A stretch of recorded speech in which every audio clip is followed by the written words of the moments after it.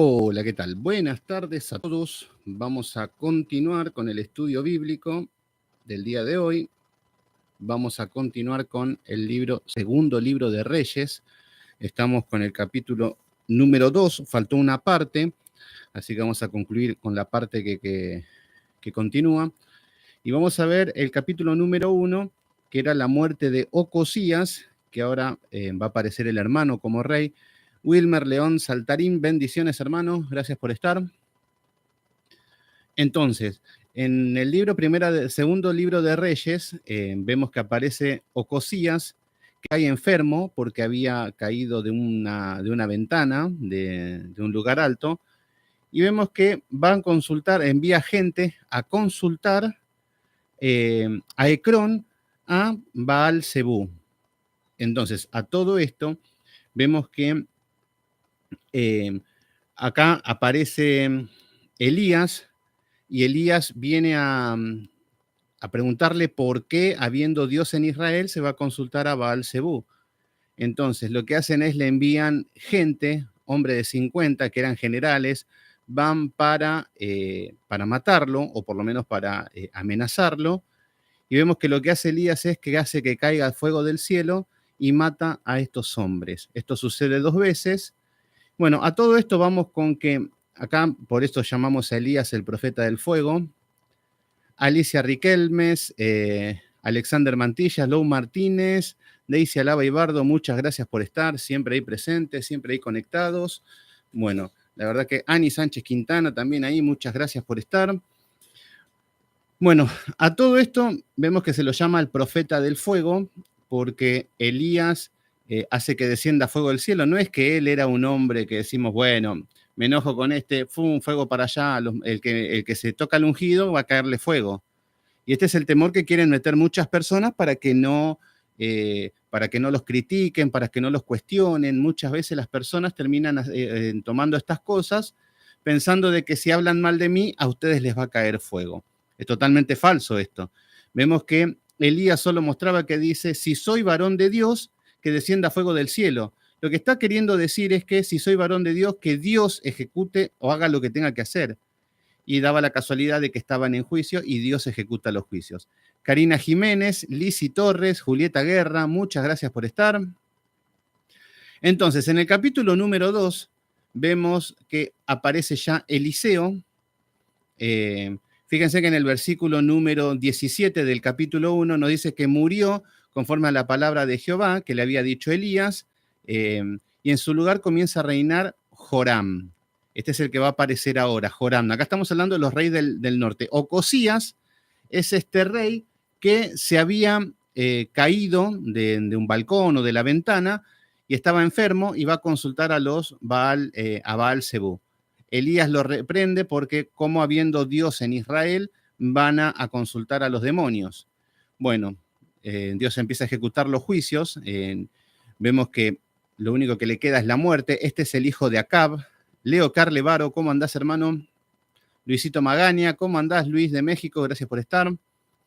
Entonces, a todo esto, lo que sucede es que Joram comienza a reinar en el lugar de Ocosías. Joram va a estar junto con Josafat. Acá va a aparecer Josafat en el sur, que ahora va a aparecer de nuevo. A ver,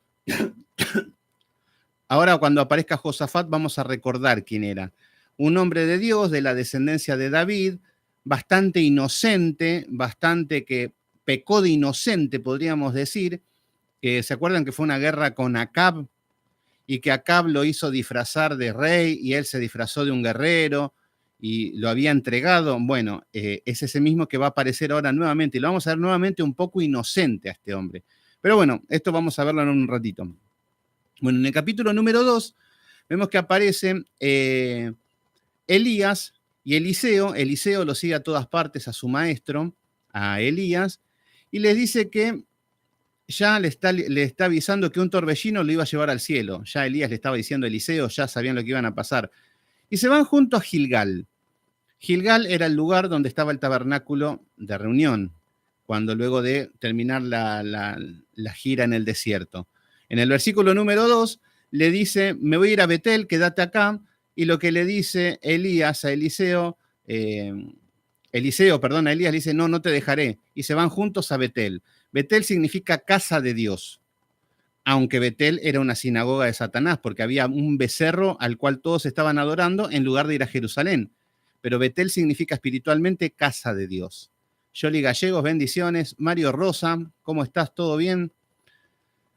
Entonces, lo que sucede es que van a Betel juntos. Significa que los dos estaban, tanto el maestro como el discípulo, estaban en la casa de Dios.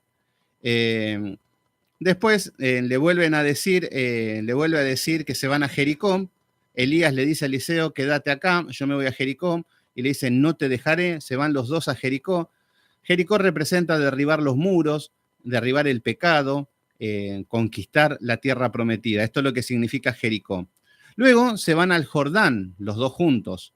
Esto significa el hombre consagrado. Entonces, en Eliseo vemos cómo estuvo preparado de la mano de su maestro, también de Elías, y cómo fue procesado, cómo fue dejando los pecados, cómo fue mortificando, conquistando la tierra prometida. Y cuando cruzan el Jordán, vemos que significa que ya es un hombre consagrado. Bueno, a todo esto lo que sucede es que pasa algo totalmente lindo. En el versículo número 9 del capítulo 2, Elías le dice, pídeme lo que quieras antes de que me vaya. Dice, te ruego que me des una doble porción de tu espíritu, que la porción doble de tu espíritu sea sobre mí. ¿Qué vemos? Gabriel Arias, ¿cómo andás, hermano? Gracias por estar. Papel y virome, muy bien, perfecto, ¿sí? Porque si no va a ser un poco difícil, y más con tantos reyes, tantos nombres. Bueno, cuando le preguntan, esto lo habíamos aclarado el otro día, que cuando dice que una doble porción de tu espíritu, que Eliseo le está diciendo a Elías, no significa de que vayamos a una iglesia y te den una doble unción del Espíritu Santo. Ustedes lo van a ver a Cash Luna que dice doble, te doy una doble unción, una triple, como si fuera que el Espíritu Santo no está en su plenitud. Cuando recibimos el Espíritu Santo tenemos la plenitud, no tenemos un porcentaje. Lo que puede ser que suceda cuando yo tengo el Espíritu Santo, que por ahí al no estar en comunión con Dios, el Espíritu Santo se puede contrictar, no va a poder, el Espíritu Santo no se mueve en un contexto vacío, entonces, pero no significa que no lo tenga. Por eso es totalmente ir a una iglesia y cantar Espíritu Santo, ven, Espíritu Santo, ven. No, eso hacen los brujos. Porque los brujos cuando se ponen a danzar tienen que venir espíritus para incorporarlos. Pero el Espíritu Santo ya mora en nosotros. No hace falta que empecemos a llamar Espíritu Santo, ven, necesito más de ti. Y el Espíritu Santo te dice, yo necesito más de vos, vago. Estudiá, mortificá los pecados, empezá a corregir tu manera de vivir. Esto te dice el Espíritu Santo. Por eso, en la vida de muchos cristianos, que aunque tengan el Espíritu Santo, por ahí está en apatía. ¿Se entiende? Pero no va a estar por mucho tiempo. Porque cuando uno tiene el Espíritu Santo, los va a guiar a toda la verdad. Lo va a llevar por el buen camino. Y Dalina Bedín, Vanessa Rossi, bendiciones. Marisol Páez, gracias por estar ahí. Entonces, no existe tal cosa como una doble unción del Espíritu Santo. Yo sé que en las iglesias todos están diciendo, claro, ese es el problema de no estudiar. Porque acá lo que está diciendo que quiere una doble porción de tu espíritu, está hablando de un espíritu con E minúscula, o sea que no es el Espíritu Santo, porque el Espíritu Santo es con E mayúscula. Entonces, cuando habla de espíritus con E minúscula, son espíritus humanos, que yo tengo mi espíritu, mi manera de ser, o están los espíritus inmundos, no hay más que esto. Ahora, Eliseo no le está pidiendo espíritus inmundos. No es un chamán que está danzando para incorporar espíritus. No, él lo que quiere ser es como Elías, como su maestro. ¿Se entiende? Bueno, a todo esto sucede que un carro de fuego con caballos lo apartó de entre los dos y Elías se subió en un torbellino al cielo. Nunca más nadie le vio. Bueno, acá vemos cómo Elías, que parecía increíble, por ejemplo, en Primera de Reyes 19:4, Elías le pedía a Dios, diciéndole, Señor, quítame la vida, no soy mejor que mis padres, quiero morirme, deseo morirme, quítame la vida, Señor, le dice. Y fíjense lo loco que hasta que el Señor dice, bueno, tu boquita no tiene ningún poder, es más, tengo más, no vas a conocer la muerte, le está diciendo Elías. Y esto es algo increíble. Por eso lo que nos enseña esto es que la boquita de Elías no tenía ningún poder. Fíjense que Elías oraba y abría los cielos. Oraba y cerraba los cielos. Oró, clamó y resucitó un niño. Entonces vemos cómo oró y descendió fuego del cielo y prendió fuego los holocaustos. Oró y cayó fuego del cielo y murieron los 50 soldados de Ocosías. Entonces, ¿qué significa esto? ¿Que Elías tenía un poder? Ese sí que sabía cómo orar. No, Elías sí que sabía cuál era la voluntad de Dios. Esta es la diferencia. Y este es el problema que tenemos que entender, que no es que Dios, como yo, como oro con autoridad, muchas veces decimos, ¿cómo es orar con autoridad? Y gritando, ¿cómo va a ser? Así te dicen algunos. Entonces vos grita fuerte y el diablo se va a enojar hasta tal punto que ya el diablo no va a poder escuchar más y te va a dejar hacer lo que tenés que hacer. Así andan predicando. Pero bueno, eso es porque miran mucho Harry Potter, El Señor de los Anillos y todo ese tipo de películas. Menos abrir la Biblia, ven cualquier película de fábulas. Pero cuando hablamos del poder de la oración, no es que Elías era un hombre poderoso, porque estamos viendo que él estaba pidiendo que le dé la muerte y el Señor no le da la muerte. Es más, le dice, no vas a conocer la muerte. Entonces ahí vemos cómo no es que Elías cuando oras hace todo lo que el Señor lo que quiere Elías, no. El Señor hace todo lo que está conforme a su voluntad y que Elías ora nada más. ¿Se entiende? Conforme a la voluntad de Dios. Yamilca Villanueva, bendiciones, gracias por estar. Entonces, vemos que nunca más nadie le vio. Y en el versículo número 14, acá comienza el ministerio de Eliseo. Esto es lo que vamos a empezar a ver. Ya aparece Eliseo y vamos a ver cosas muy similares. Vemos como el mismo ministerio, la misma doctrina, el mismo camino. Estamos viendo como alguien nuevo. Entonces, en el versículo 14 del capítulo 2, que es donde habíamos quedado, nos dice, y tomando el manto de Elías, fíjense que Eliseo toma el manto de Elías. El manto representa la autoridad. ¿Se acuerdan que habíamos estudiado que el manto representa la autoridad de unas personas? Por ejemplo, el Señor Jesucristo, cuando se quita el manto para lavarle los pies a los discípulos, significa que el Señor se quita el manto, la autoridad, todo y se convierte en un siervo. Entonces acá toma el manto de Elías, la autoridad de Elías. ¿Qué es lo que significa esto? Que muchas veces pueden partir muchos líderes, es más, tienen que partir muchos líderes, porque si no nos enteramos, la gente se muere.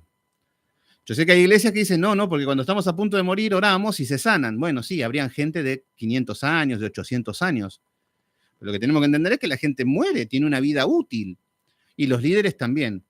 Entonces, pero el tema es que cuando muere un líder, un pastor, un maestro, alguien muy de Dios, el Señor siempre tiene preparado a otro. ¿Se entiende? El Señor siempre está para seguir con el ministerio. Esto no es que decimos, bueno, el hombre es tan fundamental, tan importante, de que si no está el hombre, no se puede predicar la palabra de Dios. Bueno, acá tomando el manto de Elías, que se le había caído, golpeó las aguas y dijo, ¿dónde está Jehová, el Dios de Elías? Así que hubo golpeado del mismo modo las aguas, se apartaron a uno y a otro lado y pasó Eliseo. Fíjense que acá estamos viendo que luego esto es todo fantástico. Esto es algo todo totalmente milagros extraordinarios. Recuerden que estamos viendo, vamos a ver muchos milagros en estos tiempos en la parte de Eliseo y de Elías. Pero todo esto porque ahora empiezan los profetas menores, ya empiezan los profetas a profetizar en un contexto de oscuridad. Entonces las escrituras se hacen un enfoque en estos poderes. Bueno, acá vemos que hace el mismo milagro de Elías. Elías abre el río Jordán y pasaron los dos en seco. Y ahora vemos que Eliseo está mostrando, acá estamos viendo cómo se confirma la autoridad de Eliseo. Cómo se ve que Elías abre el río y vemos que Eliseo está haciendo lo mismo. Esto vemos que comprueba que tiene la autoridad de Dios. Cómo se confirma de que Dios está con este hombre. Y esto es lo que tiene que pasar con los hombres de Dios. Se tiene que confirmar de que somos llamados por Dios.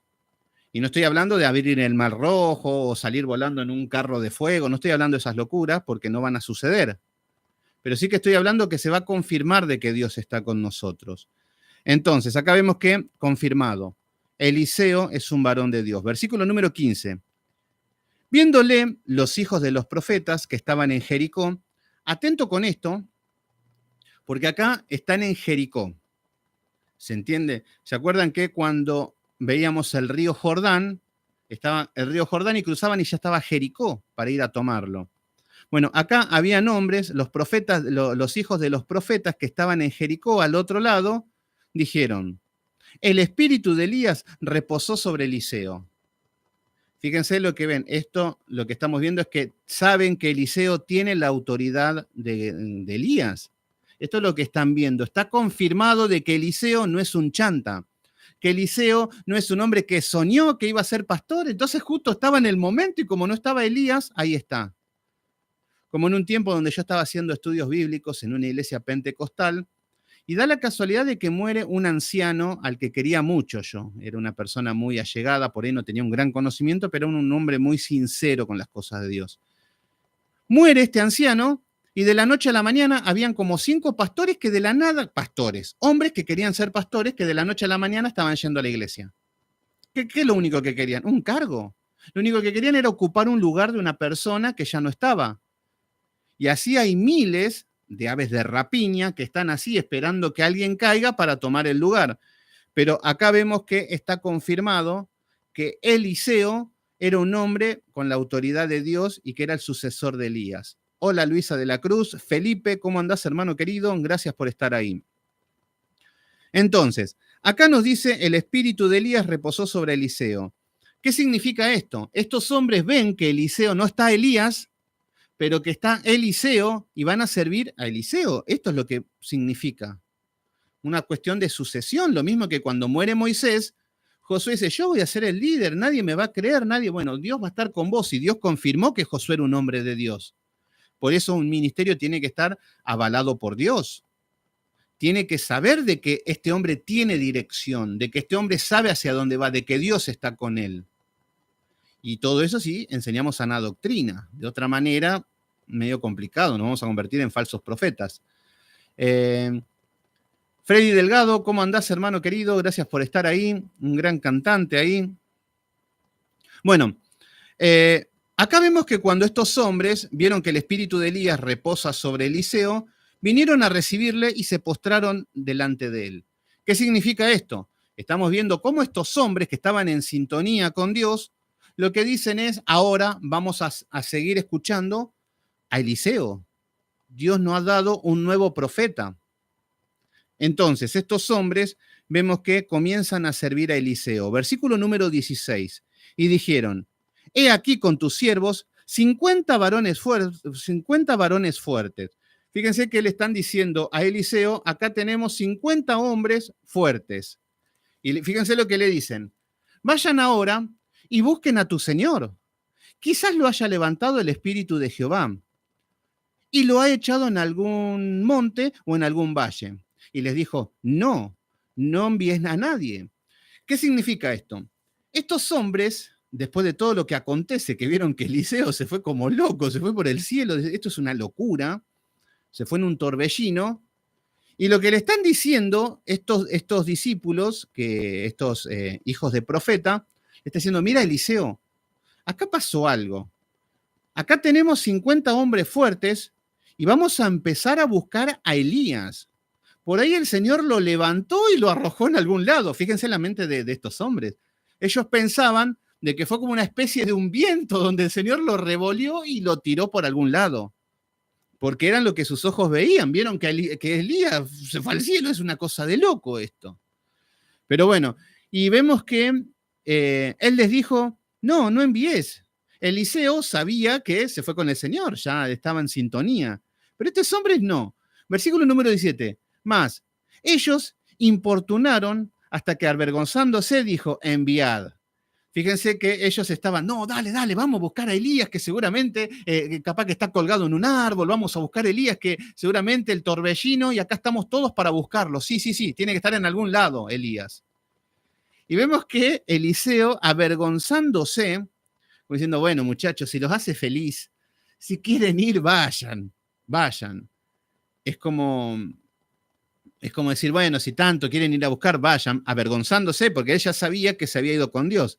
Entonces ellos enviaron 50 hombres, los cuales lo buscaron 3 días, mas no lo hallaron. Claro, ¿qué iban a encontrar si ya Elías estaba con el Señor? Y cuando volvieron a Eliseo, medio queriendo morirse un poco, avergonzado, vemos que se había quedado en Jericó y él les dijo, no os dije, fíjense, no les dije yo. Entonces, estos hombres vienen, bueno, acá como, ay, bueno, ya lo fuimos a buscar y no lo encontramos, pero casi que lo encontramos, medio, bueno, medio así llegaron. Y lo que le dice Eliseo, no le dije yo que no fuiste, que no fueseis. No les dije yo que no vayan, así de simple. Pero bueno, querían ir y se querían sacar esa duda. Un poco como cuando había esa duda, cuando los discípulos de Jesús, luego de su muerte, no creían que había muerto. Entonces acá vemos la incredulidad de estos hombres que ven que algo pasa con Elías y no creen que se había ido con Dios y que había sido arrebatado. Entonces acá vemos la incredulidad de estos hombres. Y acá va a empezar el ministerio de Eliseo, que ya estamos viendo milagros. Estos se llaman milagros extraordinarios. Entonces los milagros extraordinarios son, bueno, que golpea el manto con las aguas y se abren las aguas. Todas esas cosas son milagros extraordinarios, que hoy en día no existe. A ver, podemos tener algo en la soberanía de Dios, pueden haber milagros extraordinarios. Sabemos que por ahí un niño se cae de un 10º piso y vemos que cae en una lona y cae sobre una montaña de colchones y sobrevive. Bueno, hay milagros que son extraordinarios porque Dios está y en su soberanía los ejecuta. Pero no es algo que esté al dominio del hombre. No podemos resucitar, no podemos sanar. Pueden haber milagros extraordinarios de personas que mueren y que resucitan, sí, lo creemos. Pero el hombre no tiene nada que ver con eso. El hombre no puede decir, no, se murió, lo voy a resucitar. ¿En qué cabeza caben esas cosas? Bueno, pero esto todo nos tiene que dejar una enseñanza bíblica. No es solamente historia esto. Esto no es solamente decir, bueno, yo me conozco el reinado de Joram, yo me conozco. ¿De qué te sirve si no lo puedes aplicar en tu vida? ¿De qué te sirve si no lo puedes utilizar espiritualmente? Entonces, acá estamos viendo cómo un siervo de Dios que tiene un maestro estaba siendo discipulado y ahora le ha llegado el momento y todo representaba el poder de Dios en una persona como que estaba avalado, aprobado por Dios. ¿Se entiende? Hoy para ser ministro no tenemos que andar tirando fuego por los cielos. Así andan muchos en muchas iglesias, pensando de que pueden hacer descender fuego, que pueden atar al diablo, que si alguien toca el ungido, ellos apretan un botón y prende el fuego y se los quema a todos. Entonces tengan cuidado porque ahí sí se meten conmigo. Bueno, son gente que no han vuelto a nacer porque vemos que lo que menos tienen es sentido común. Bueno, a todo esto, después de que no encontraron, fueron en vano, digamos, fueron a buscar a Elías y no lo encontraron. Y acá vamos a ver 2 tipos de milagros, pero uno es una bendición y otra es una maldición. Y vamos a ver que está en sintonía con los milagros de Elías. Fíjense, dijimos que estaban en Jericó. Recuerden que Jericó era cruzando el Jordán, estaban ahí, en el Jordán, ahí era el límite, eran ya empezando con Jericó. En Jericó, ¿recuerdan lo que había sucedido? Vamos a Josué capítulo 6, versículo 26. Porque tenemos que ver el contexto que está sucediendo para ver cómo Elías empieza a hacer milagros. Esto no es porque sí, hacemos milagros porque sí. Bueno, milagro, fuego, milagro, agua, milagro, resuciten. ¿Por qué? Porque tengo poder. ¿Por qué va a ser? No, no es para esas cosas. Todo esto tiene un significado. Fíjense, vamos a Josué capítulo 6, versículo 26. Y vamos a ver qué es lo que pasa con Jericó. En Jericó hay una maldición. Josué capítulo 6. Josué, como mi hijo Josué. Ahora vamos a ver también que hay los que maldicen a Eliseo, le dicen calvo, y me hace acordar a mi hijo Josué, porque bueno, ahora les cuento algo. Bueno, en el capítulo 6, versículo 26, nos dicen, ya cuando habían conquistado, cuando dieron las 7 vueltas y caen los muros y toman Jericó, nos dicen, en aquel tiempo, en el versículo 26, hizo Josué un juramento. Acá hay un juramento, diciendo, maldito delante de Jehová el hombre que se levantare y reedificare esta ciudad de Jericó. Entonces acá lo que estaba diciendo era que Jericó, esta ciudad de los muros grandes y esa ciudad fortificada, no se podía reedificar. ¿Qué significa esto? Que esta región Dios le tenía prohibido que vuelvan a construir sobre esa región. Vamos a ver que Acab lo que hace es reedifica, porque era una región, un lugar muy lindo, tenía un lugar estratégico. Entonces, mi hermano David Silva Donoso, ¿cómo andás, hermano? Gracias por estar ahí. A ver, si vemos, la historia nos dice que Josué dice, maldito el que edifique en Jericó. Pero ¿qué representa para nosotros espiritualmente? Como yo no vivo en Jericó, no tengo ningún problema, esto no es para mí. No, lo que significa es que Jericó era un lugar donde había brujería, donde había tarotismo, donde había hechicería, asesinatos de niños, prostitución, donde había todo tipo de inmundicia, todo tipo de pecado había en Jericó, por eso el Señor ejecuta los juicios. Y esto es lo que nosotros éramos antes de Cristo. Nuestra vida era Jericó. Vivíamos en Jericó tan contentos, adulterando, matando, haciendo las maldades. Pero una vez que el Señor destruye, una vez que el Señor nos saca de Jericó, lo que se nos está prohibido volver a edificar sobre Jericó. Se nos está prohibido volver a la vida que teníamos antes de Cristo. ¿Se entiende qué es lo que significa? Para ver que todo lo que vemos en las Escrituras tiene una representación espiritual para nuestra vida. Entonces, nosotros no podemos volver a nuestra vida antigua, por eso debemos matar al hombre terrenal. Entonces, acá dice, maldito delante de Jehová el hombre que se levantare y reedificare la ciudad de Jericó. Sobre su primogénito eché los cimientos sobre ella, sobre su hijo menor asiente sus puertas. Bueno, acá hay una maldición. Y vamos a Reyes 16:34, y vamos a ver qué es lo que hace Acab, que este era terrible. Reyes 16. Reyes, capítulo 16, versículo 34. Y nos dice, acá está hablando del reinado de Acab. Fíjense que en el versículo 29 comienza con el reinado de Acab, está contando un poquito la historia.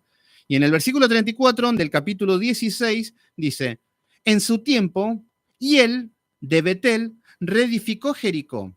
Acá este hombre aparece de la mano de Acab, reedificó Jericó, a precio de la vida de Abiram, su primogénito, echó el cimiento y a precio de la vida de Segub, hijo menor, y puso puertas. Fíjense que todo lo que había dicho Josué lo están haciendo ahora. Entonces, por eso acá estamos viendo que el hijo de Acab está reinando y ya estamos viendo que está reedificado, están habitando nuevamente en Jericó. ¿Y ustedes qué se creen que puede pasar? ¿Qué se creen que puede pasar? Cuando Dios dice que es maldito el que haga esto, estos hombres están ocupando estas tierras que les estaba prohibido y obviamente que iba a estar maldito o Dios está mintiendo, no sé. Pero bueno, fíjense qué es lo que sucede ahora. Acá está, Eliseo se encuentra ahora donde en Jericó. Están todos viviendo muy felices en Jericó cuando se les estaba prohibido. Entonces, y hay una maldición para los que habitaban en esta región. Robert Cabrera, ¿cómo andás, hermano querido? Y fíjense en el versículo 19 nos dice, y los hombres de la ciudad dijeron a Eliseo, fíjense que acá los hombres de la ciudad de Jericó están hablando con Eliseo, acá ya comienza el ministerio. He aquí, el lugar donde está colocada esta ciudad es bueno. ¿Qué está diciendo? Acá Jericó es hermoso. Tenés vista al río Jordán, tenemos como una barrera de fronteras, acá hubo históricamente mucha historia, acá habían muros, estratégicamente es perfecto este lugar. La verdad que el viento hacia el norte y tenemos, ¡ay, hermoso! La verdad que tenemos todos los servicios acá en este territorio. Y esto es lo que le están diciendo, el lugar donde está colocado Jericó es una ciudad, es muy buena. Dice, como mi señor ve más, las aguas son malas. Fíjense lo que está diciendo, y ahí está la maldición de Dios. Las aguas son malas. Entonces, lo que vemos es que la maldición en Jericó es que las aguas, al ser malas, impedía que se pueda tomar, que haya vida, que haya cultivos. Entonces, si no hay agua, por más bonita que sea la región, no sirve de nada. Entonces, las aguas son malas y encima la tierra es estéril. Porque de última hacemos un circuito de riego profesional y todo bonito y regamos, pero la tierra es estéril. ¿Qué significa una tierra estéril? Que la tierra no tiene los nutrientes necesarios para poder dar vida. Entonces vemos que no era apto para los cultivos. Entonces acá ya estamos viendo que no hay vida en esta región. Entonces, ¿pero qué significa esto? ¿Qué entendemos por esto? Lo que tenemos que entender es que espiritualmente significa que los que vuelven a reedificar en Jericó, el cristiano que viene a la iglesia, que habló en lenguas, que danzó, que aleluya, que hizo una confesión de fe, aceptó a Jesucristo en su corazón, usa corbata, anda con la Biblia para todas partes, danza, es un danzarín, es tan bonito todo lo que hace, pero si está viviendo en Jericó, ha reedificado Jericó nuevamente, está viviendo como antes de Cristo, lo que significa es que las aguas son malas. ¿Qué significa? El que está viviendo en Jericó, las aguas, que es la Biblia, siempre va a ser mala. Siempre va a leer la Biblia y no la va a entender, no la va a aplicar porque es un agua mala, porque no le puede dar vida el agua. Y la tierra es estéril. ¿Qué significa esto? Que el corazón, donde se plantan las semillas, que es la palabra misma, no puede crecer nada. Entonces no van a haber frutos del Espíritu Santo, no va a haber paz, no va a haber paciencia, no va a haber amor, no va a haber mansedumbre, no va a haber benignidad, no va a haber nada. Va a ser un cristiano seco, que esto es lo que vemos en el 90% de las iglesias en todas partes. Cristianos que viven en Jericó, lo tienen reedificados, y cristianos que las aguas son malas.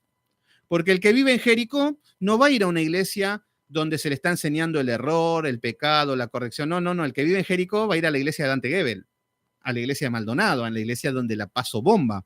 Y ahí las aguas son malas. Porque parece que en la Biblia sí hablan de Cristo, todo bonito, pero las aguas son malas, están adulteradas. Entonces, lo que vemos es que las aguas son malas y el corazón duro. Entonces, no hay un complemento peor. Cuando van a una sinagoga de Satanás, van a encontrar personas donde tienen un pastor hereje que está dando agua mala.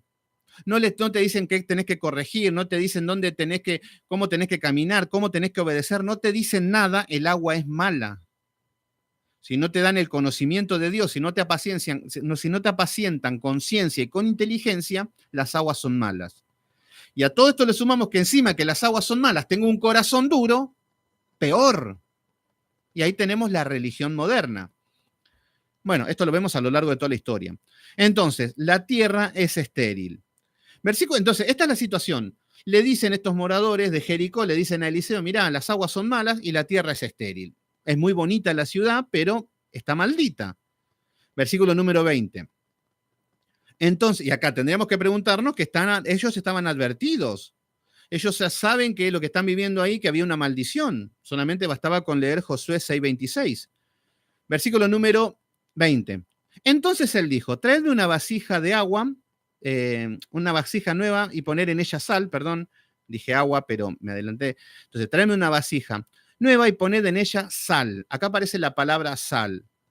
Cuando hablamos de sal, se puede hablar de pacto, se puede hablar de algunas cosas, pero la palabra más indicada sería un pacto. Entonces, poner en una vasija en ella sal, y se la trajeron. Fíjense que le traen la sal a Eliseo. Y saliendo él y los manantiales de las aguas, echó dentro la sal. Fíjense que echa la sal en las aguas malas, en las aguas que estaban adulteradas. Y nos dice que, y dijo, así ha dicho Jehová, yo sané estas aguas. Fíjense que dice, yo sané estas aguas. ¿Qué significa? Esto es lo que vemos. Cuando aparece un varón de Dios, alguien que viene de parte de Dios, puede sanar las aguas, porque Dios es el que va a sanar las aguas putrefactas. Gloria a Dios cuando se levanta un varón que va a una iglesia donde las aguas son malas y empieza a abrir la Biblia, empieza a buscar el camino correcto, empieza a buscar la obediencia a Dios. Gloria a Dios. Ahí vemos un hombre que está haciendo un pacto. La misericordia de Dios que le está diciendo al pueblo apóstata, le está diciendo, yo tengo misericordia y quiero que se vuelvan a mí. Aunque las aguas estén contaminadas, yo las voy a purificar, dice el Señor. Y utiliza a los hombres. Entonces, lo que está diciendo, así ha dicho Jehová, yo sané estas aguas, qué lindo. Qué lindo, las aguas podridas, las aguas de la doctrina de la prosperidad, del misticismo, del yo decreto, ahí tenemos todas las aguas malas, el Señor las sana. Y no habrá más en ella muerte ni enfermedad. Fíjense qué es lo que traen las aguas malas, qué es lo que trae la falsa religión. Trae muerte y enfermedad. Muerte espiritual. ¿Qué es muerte espiritual? Uno que va a la iglesia, hace todos los ritos de Dios, pero vive en Jericó, vive en el mundo, vive lejos de Dios. Cuando vemos que no habrá ni muerte, hay personas que están muertas espiritualmente y hay personas que están enfermas. Hay personas que no pueden caminar, hay personas que están paralíticos, enfermos, ciegos. Entonces hay cristianos que le decimos, Guillermo Maldonado es un hijo de Satanás. No, no se metan con el ungido, mejor tendríamos, y ahí tenemos ciegos. ¿Se entiende? Entonces, esto es lo que estamos viendo hoy, esto es lo que tenemos que aplicar hoy, esto es lo que nos está mostrando las Escrituras, que acaba de sanar las aguas. O sea que la Biblia es lo que va a purificar toda esta putrefacción. Versículo número 22. Y fueron sanas las aguas hasta hoy, conforme a la palabra que habló Eliseo. Fíjense que Dios utiliza hombres. Porque muchas veces me dicen, ay, Señor, que purifique las aguas, que sea todo bonito. No, el Señor utiliza hombres, despliega su poder a través de los hombres. Bueno, entonces ahí tenemos el primer milagro de Eliseo, o sea, el segundo sería, el otro sería de las aguas, pero acá ya estamos viendo en el ministerio. Esto es una bendición. En un lugar estéril y donde las aguas son malas, comienza a sanar las aguas. Esto va a traer vida. Y esto es lo que tiene que pasar en el sistema religioso, donde las aguas están corrompidas, donde el agua es sucia, putrefacta. El Señor quiere sanar y que empiece a fluir agua limpia, agua de manantial, agua no adulterada, que es la palabra de Dios. ¿Qué sería el agua contaminada? Y sería un poquito de Biblia con mucha psicología. Esos son aguas malas. Con el autopoder, el super yo, el misticismo, eso también son aguas malas. Hacer conjuros y decir con sal y vamos a hacer esto y vamos a bailar con banderas. Bueno, todo eso es agua mala.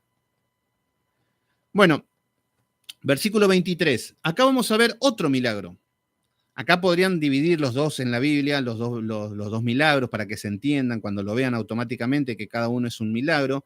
Y ahora vamos a ver un milagro que es de maldición. Entonces, en el versículo número 23 nos dice, después subió de allí a Betel. A ver, Betel espiritualmente representa la casa de Dios, una iglesia. Pero Betel realmente era un centro de adoración pagana. ¿Se entiende? Por eso, lo terrenal es una cosa y lo espiritual es otra cosa. Por ejemplo, cuando nos habla de la Jerusalén, estamos hablando de Jerusalén espiritual, estamos hablando del reino de los cielos, de los salvos, del lugar de Dios. Pero si nos vamos a Jerusalén, en Israel ahora mismo, nos tomamos un avión y nos vamos a encontrar con una sinagoga de Satanás, un centro de adoración pagano. ¿Se entiende? Hay muchas iglesias que, por ejemplo, decimos, vamos a la iglesia, a la casa de Dios. Sí, espiritualmente podés ir a la casa de Dios, pero podés estar en una sinagoga de Satanás. ¿Se entiende? Una cosa es lo terrenal y otra cosa es lo espiritual. Entonces, después subió allí a Betel, que significa casa de Dios, que era el lugar donde Jacob había hecho un pacto con Dios, y subieron por el camino, subiendo por el camino, salieron unos muchachos de la ciudad. Fíjense que acá aparecen muchachos, nos dice la palabra. Es muy amplio la palabra de muchachos, porque en las escrituras se le dice muchachos desde los 12 años hasta los 43 años. Entonces, seguramente eran hombres mayores, eran personas con sentido común y con dominio propio. Podían hacer lo que querían, no dominio propio espiritual, pero sí que eran responsables de sus actos. Entonces, muchachos, le salieron muchachos, o sea que viene Eliseo a la casa de Dios. Recuerden que acá adoraban felizmente a un becerro de oro. Recuerden que acá estamos en el norte, que es un centro pagano de adoración, tanto en Betel como en Dan, uno en el sur y otro en el norte. Recuerden que Dios había establecido Jerusalén. Mercis Magallanes, bendiciones. Cristina Torres, ¿cómo estás? ¿Todo bien? Antes yo no entendía sobre el muro de Jericó. Bueno, te recomiendo de que estudies, ya hicimos el libro de Josué, donde ya vimos todo lo que significa. Es hermoso, porque es el paso de lo que es el desierto a lo que es tomar la tierra prometida. y ir y conquistar. Eso ya, por eso el libro de Josué también está en la carpeta. Yo sé que estás con el libro de Segunda de Samuel, creo que estás estudiando, no sé cuál libro, pero después te lo recomiendo, que es un gran libro el de Josué, hermoso, la verdad que fue una gran bendición. Bueno, entonces lo que vemos es que los muchachos, estos muchachos que estaban en Betel, recuerden de que en Betel se estaban adorando becerros. Si era alguien que no querían saber nada, era en el norte, era con Elías. Ellos estaban muy felices cuando perseguían Jezabel, perseguían a los profetas, ellos estaban muy contentos con los profetas de Baal. Pero eso sí, le preguntaban, ¿ustedes quiénes son? ¿De dónde son? Y del pueblo santo de Israel, ¿de dónde vamos a ser? ¿Quién más que nosotros? Nosotros somos el pueblo escogido, somos los elegidos, somos los pueblos de Dios. Menos más que ese pueblo santo, porque si fueran el pueblo diabólico, yo no sé qué sería del mundo. Entonces, en Israel se considera mayor de edad a los 21 años. Si tiene un ministerio, puede ejercer a los 30. Sí, totalmente. Sí. Pero lo que decimos es que cuando se dice muchacho, se nombra generalmente muchacho desde 12 hasta los 43 años y es muy vago en el sentido de decir muchacho, pero lo que vamos es que son gente mayores, ¿no? No estamos hablando, porque decimos muchacho, bueno, tienen 13 años, pobres chicos. Más que nada para que entendamos. Entonces, bien, ahí tenemos a David, que es un muchacho, yo también, un muchachón soy yo. Bueno, ¿qué contexto es? Llega a un lugar de adoración pagano, falsos pastores, falsos maestros, falsos profetas, falsos. ¿Se acuerdan que estaba Sedequías, que cuando le dijo a Acab, vamos a ir a la guerra, vamos a ganar? Sí, vamos a ganar. Y llevó un cuerno mostrándole, así vamos a ganar y vamos a tomar. Claro, era todo ficticio. Lo mismo que las iglesias de hoy, todo falso. Entonces, el tema es que no querían saber nada ellos con Eliseo. ¿Se acuerdan? Entonces, acá nos dice que subiendo por el camino, salieron unos muchachos de la ciudad y se burlaban de él diciendo, calvo, sube, calvo, sube. Qué loco. Y acá si empezamos a leerlo así a simple vista, vamos a decir, bueno, Eliseo era pelado. Ya, la verdad que era. Y se están burlando de él porque era pelado. Entonces, y me da risa porque aquí dice calvo. Y mi hijo Josué es un personaje, vive haciendo chistes, es muy, muy despierto para el humor. Y dice que tiene un profesor que es calvo. Y decía, no, mi profesor es calvo, Y sí, yo le digo el calvito. Dice, no, es medio calvito mi profesor, dice. Decía, y piensa el loco, dice, y mi profesor, si se llamaría Víctor, sería Calvíctor, dice. Y yo digo, qué delirante, qué imaginación que tiene. Y bueno, y después a todo esto, él a todos los pelados que ve, ahí va un Calvíctor, le dice. Bueno, pero no, es un delirante, mi hijo. Pero acá cuando estamos viendo, los hijos son, sí, Josué es terrible, es tremendo. Pero acá se están burlando, no por una calvicie como mi hijo Josué, que le tendría que pegar un tirón de oreja y no estarme riendo, pero bueno, es muy personaje. Lo que estamos viendo es que no se están riendo y burlando por ser pelado nada más. ¿Por qué? Porque acá vamos a ver que está diciendo calvo, sube, calvo, sube. ¿Qué significa esto? ¿Qué entendemos por esto? Pasa, y fíjense qué es lo que sucede después, para que entiendan un poco más y queden más desconcertados. Versículo número 24. Y mirando él atrás, Eliseo, cuando los mira atrás, que lo están cargando todo, los vio y los maldijo en el nombre de Jehová. Y salieron dos osos del monte y despedazaron de ellos a 42 muchachos. Fíjense lo que pasó. Los maldice y sale dos osos y se los comen. O los despedazaron, nos dice. De allí fue al monte Carmelo y de allí volvió a Samaria. Bueno, ¿qué sucede acá? Volvemos con estos burladores. Volvemos con esto que se estaban riendo, burlándose de Eliseo. Y muchos dirán, ¿qué Dios malo? Porque se está riendo de un pelado. ¿Qué hay de nosotros? Que muchas veces nos reímos de personas por cosas porque somos así. Nos reímos de que si es gordo, si es flaco, si es narigón, si es petizo, y más que acá en Argentina somos así.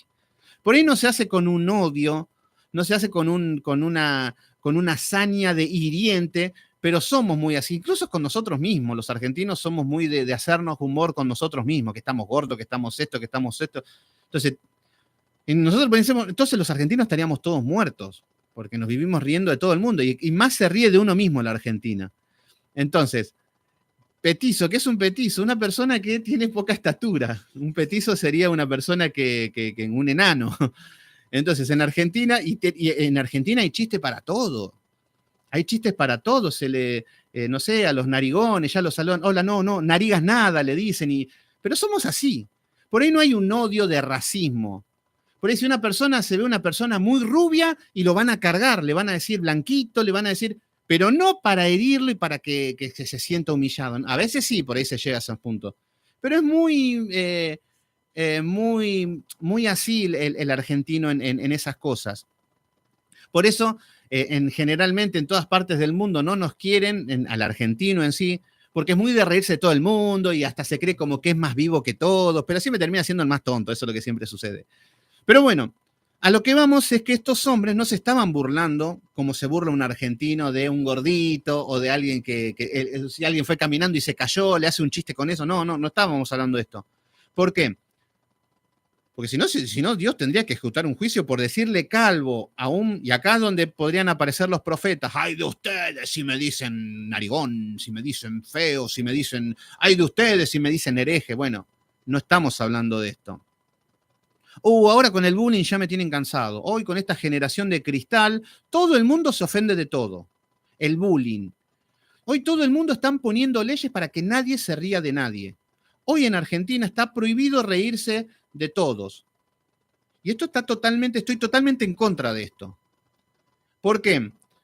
Lo que quiere hacer el hombre, perdón que haga un paréntesis con esto, porque esto tiene que ver con el bullying y esto son cosas que es algo vivencial. A ver, el bullying. Hay personas que dicen, bueno, veo en los programas de televisión, no hay que reírse de los gordos, no hay que reírse de los flacos, no hay que reírse de este, no hay que cargar a este, no hay que cargar al otro y ponen leyes censurando a las personas y ni hablar que no se le atreve a hacer un chiste a un homosexual, a un drag queen, a cualquiera de estas personas, no se les ocurra cargarlos porque les va a caer el peso de la ley. ¿Pero qué significa esto? Yo no digo, bueno, no, está buenísimo, que ríanse de todo el mundo. No estoy diciendo yo soy maldito y quiero que se burlen de todo el mundo. No, lo que yo digo es que en lugar de querer cambiar al mundo, tendría que cambiar la persona. Por ejemplo, a ver, hagan de cuenta, a ver, ¿qué defecto tengo yo? A ver, no sé, son muy pocos, casi no tengo. A ver, yo soy muy alto. Yo mido 1,87 por ahí. No tengo problema, pero bueno, hagamos de cuenta que tengo ese complejo. Y si me dicen alto, jirafa, profesor Girafales, bueno, ¿cuántos chistes hay para los altos? Bueno, hace frío allá arriba, y bueno, todos esos chistes. Me voy a tener que enfrentar al mundo con estas cosas. Yo lo que tengo que trabajar es que esas cosas que me digan no me afecten a mi vida. Yo tengo que trabajar en mí. No que el mundo ponga leyes para que todo el mundo, nadie diga nada de que yo soy alto. ¿Se entiende qué es lo que estoy diciendo? No es que estoy aprobando que carguen a todo el mundo, pero no se puede andar censurando a todo el mundo. Por ejemplo, hoy en día, con lo que es la homosexualidad, está prohibido reírse de todos. Te censuran, te bloquean, es más, por decir esta palabra, por ahí no me monetizan el canal, por ahí te cierran, pasan estas cosas. Pero cuando hablamos así de una persona, lo que tenemos que entender es que por más que callen a todo el mundo, hagan de cuenta que te cobran una multa por cargar a un homosexual o a cualquier persona, hagamos de cuenta que te ponen multa y te censuran, lo que no pueden hacer es que cuando hablamos de esos pecados, el hombre sabe que es pecado. Entonces, siempre va a haber un rechazo, por más que te censuren, siempre va a haber algo, siempre va a haber, y siempre cuando estas cosas te llevan al chiste muchas veces, a reírse, a tomarlo como una vergüenza, entonces, este tema del bullying está muy fuerte. Estos son la generación de cristal, y el problema es que esto ha traído en la iglesia de Cristo. Son todos princesos de Dios, todos se ofenden por todo. No le podés decir nada, es más, le llega a decir pecador a una persona y un poco más te demandan. Hoy en día hablas de pecado en una iglesia y te expulsan como mínimo.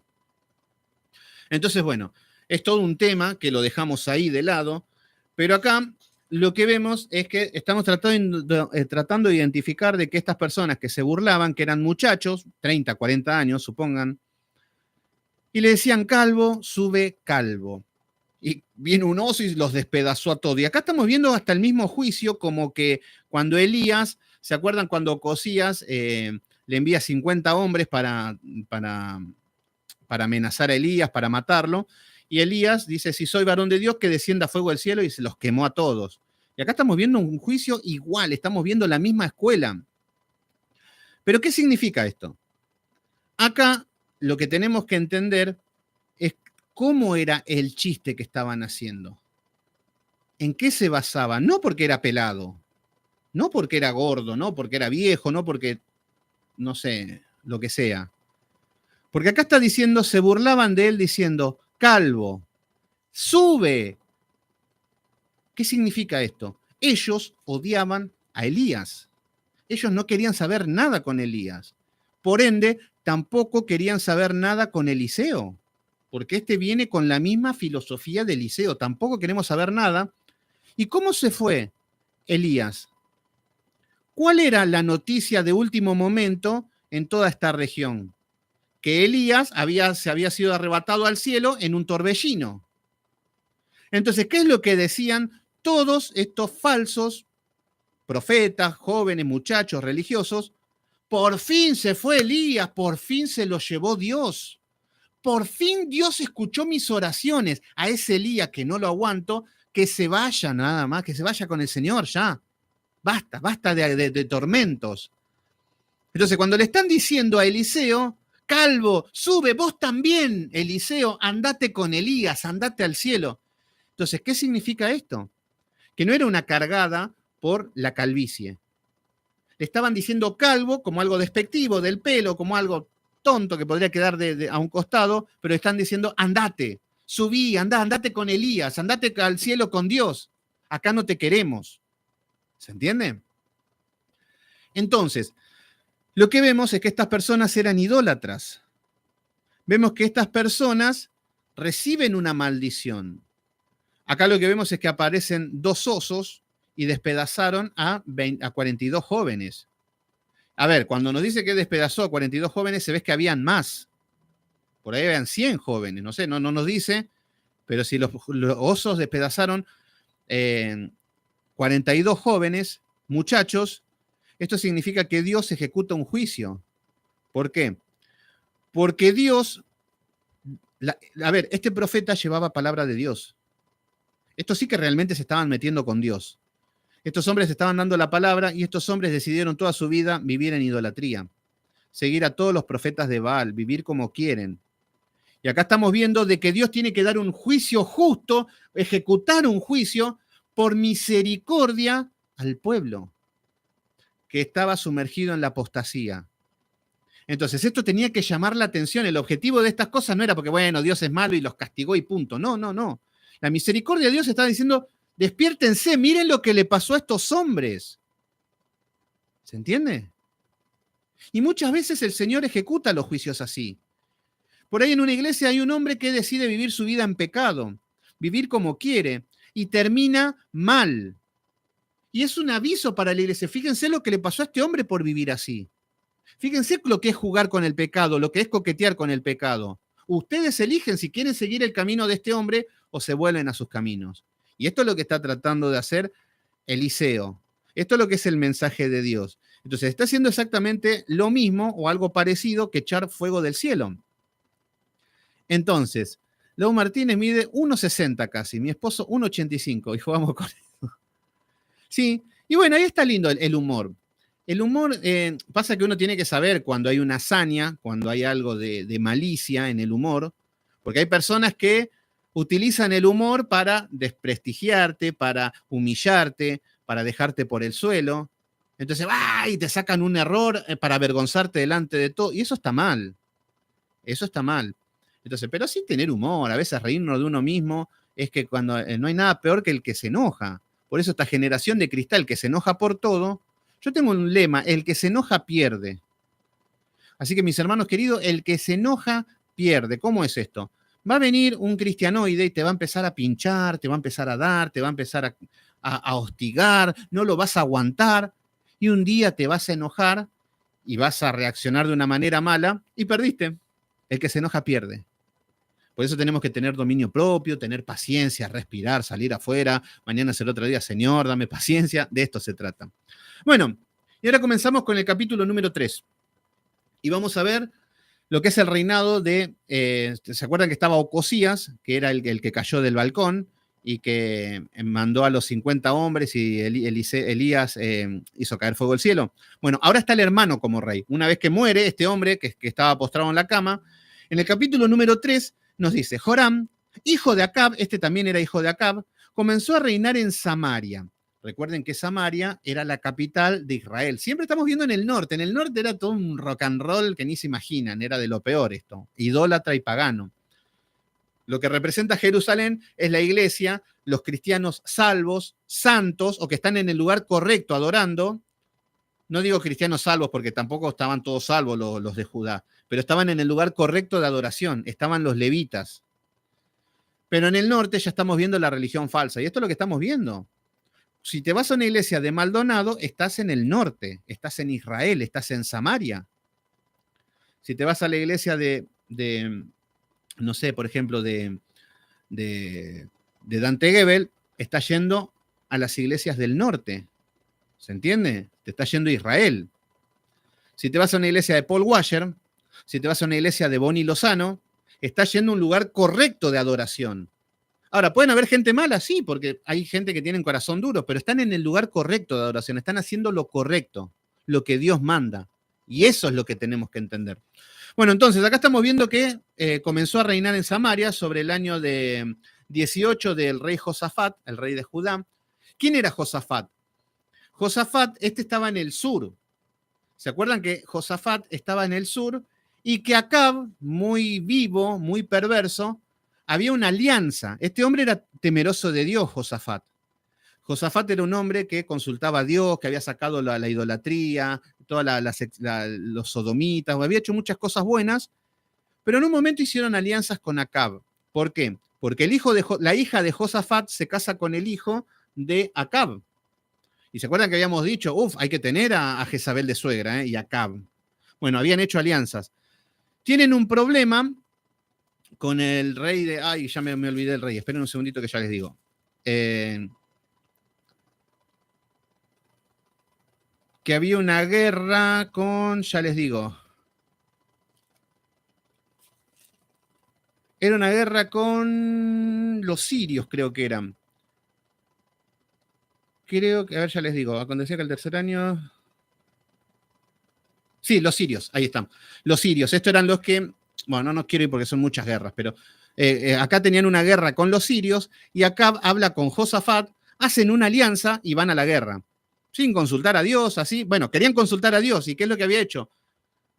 Josafat dice, vamos a consultar a un varón de Dios. Y dice, no, pero si acá tenemos 400 profetas, vamos a preguntarle a todos estos, dice Acab. Y todos le decían, te va a ir bien, bárbaro, gloria a Dios, amén, aleluya, el Señor te quiere bendecir, te quiere prosperar, vamos a la guerra. Y Josafat le dice, no, pará, vamos a buscar un profeta de verdad. Bueno, está Micaías. No, Micaías siempre, el profeta es mala onda, Micaías ya me tiene podrido, ya la verdad que siempre me dice cosas que no quiero escuchar. Era eso. Bueno, al final se van a la guerra. Se van a la guerra y lo hace disfrazar a Acab, hace disfrazar a Josafat, que era el rey de Judá, lo hace disfrazar de rey, no de rey, lo viste como rey, y van a la guerra. Y Acab se viste como un guerrero común, para pasar desapercibido. Vemos que atrapan a Josafat, pero no lo matan porque era temeroso de Dios, pero había caído en la trampa de Acab, y uno agarra, tiene una flecha al aire libre y le cae a Acab y termina muriendo, porque la profecía era de que tenía que morir Acab y no Josafat. Bueno, acá estamos de vuelta. Estamos viendo que el hijo de Acab está en el mismo tiempo de Josafat. Recuerden que son dos reyes, uno al norte y otro al sur. Y nos dice en el versículo número 2, este muchacho, Joram, hizo lo malo delante de los ojos de Jehová. Nuevamente, vieron que son todos malos los reyes de Israel. Entonces acá vemos que, aunque no como su padre y su madre, nos está diciendo, claro, Jezabel y Acab eran terribles, ellos tenían el récord Guinness de hacer lo malo delante de los ojos de Jehová, pero acá estamos viendo que este hombre hizo lo malo igual. Entonces dice, porque quitó las estatuas de Baal. ¿Qué significa? Este hombre, Joram, quitó las estatuas de Baal. Qué lindo, decimos, bueno, qué lindo, gloria a Dios. Las estatuas que había puesto obviamente su padre y su madre. Entonces podríamos decir, bueno, este hombre está haciendo algo bueno. Versículo número 3. Pero se entregó a los pecados de Jeroboam, hijo de Nabat, que hizo pecar a Israel y no se apartó de ellos. ¿Qué significa esto? Está diciendo, este es malo, pero no tanto. Bueno, en simples palabras, este hombre nos dice que quitó las estatuas de Baal. No dice que destruyó. ¿Se entiende? ¿Qué significa esto?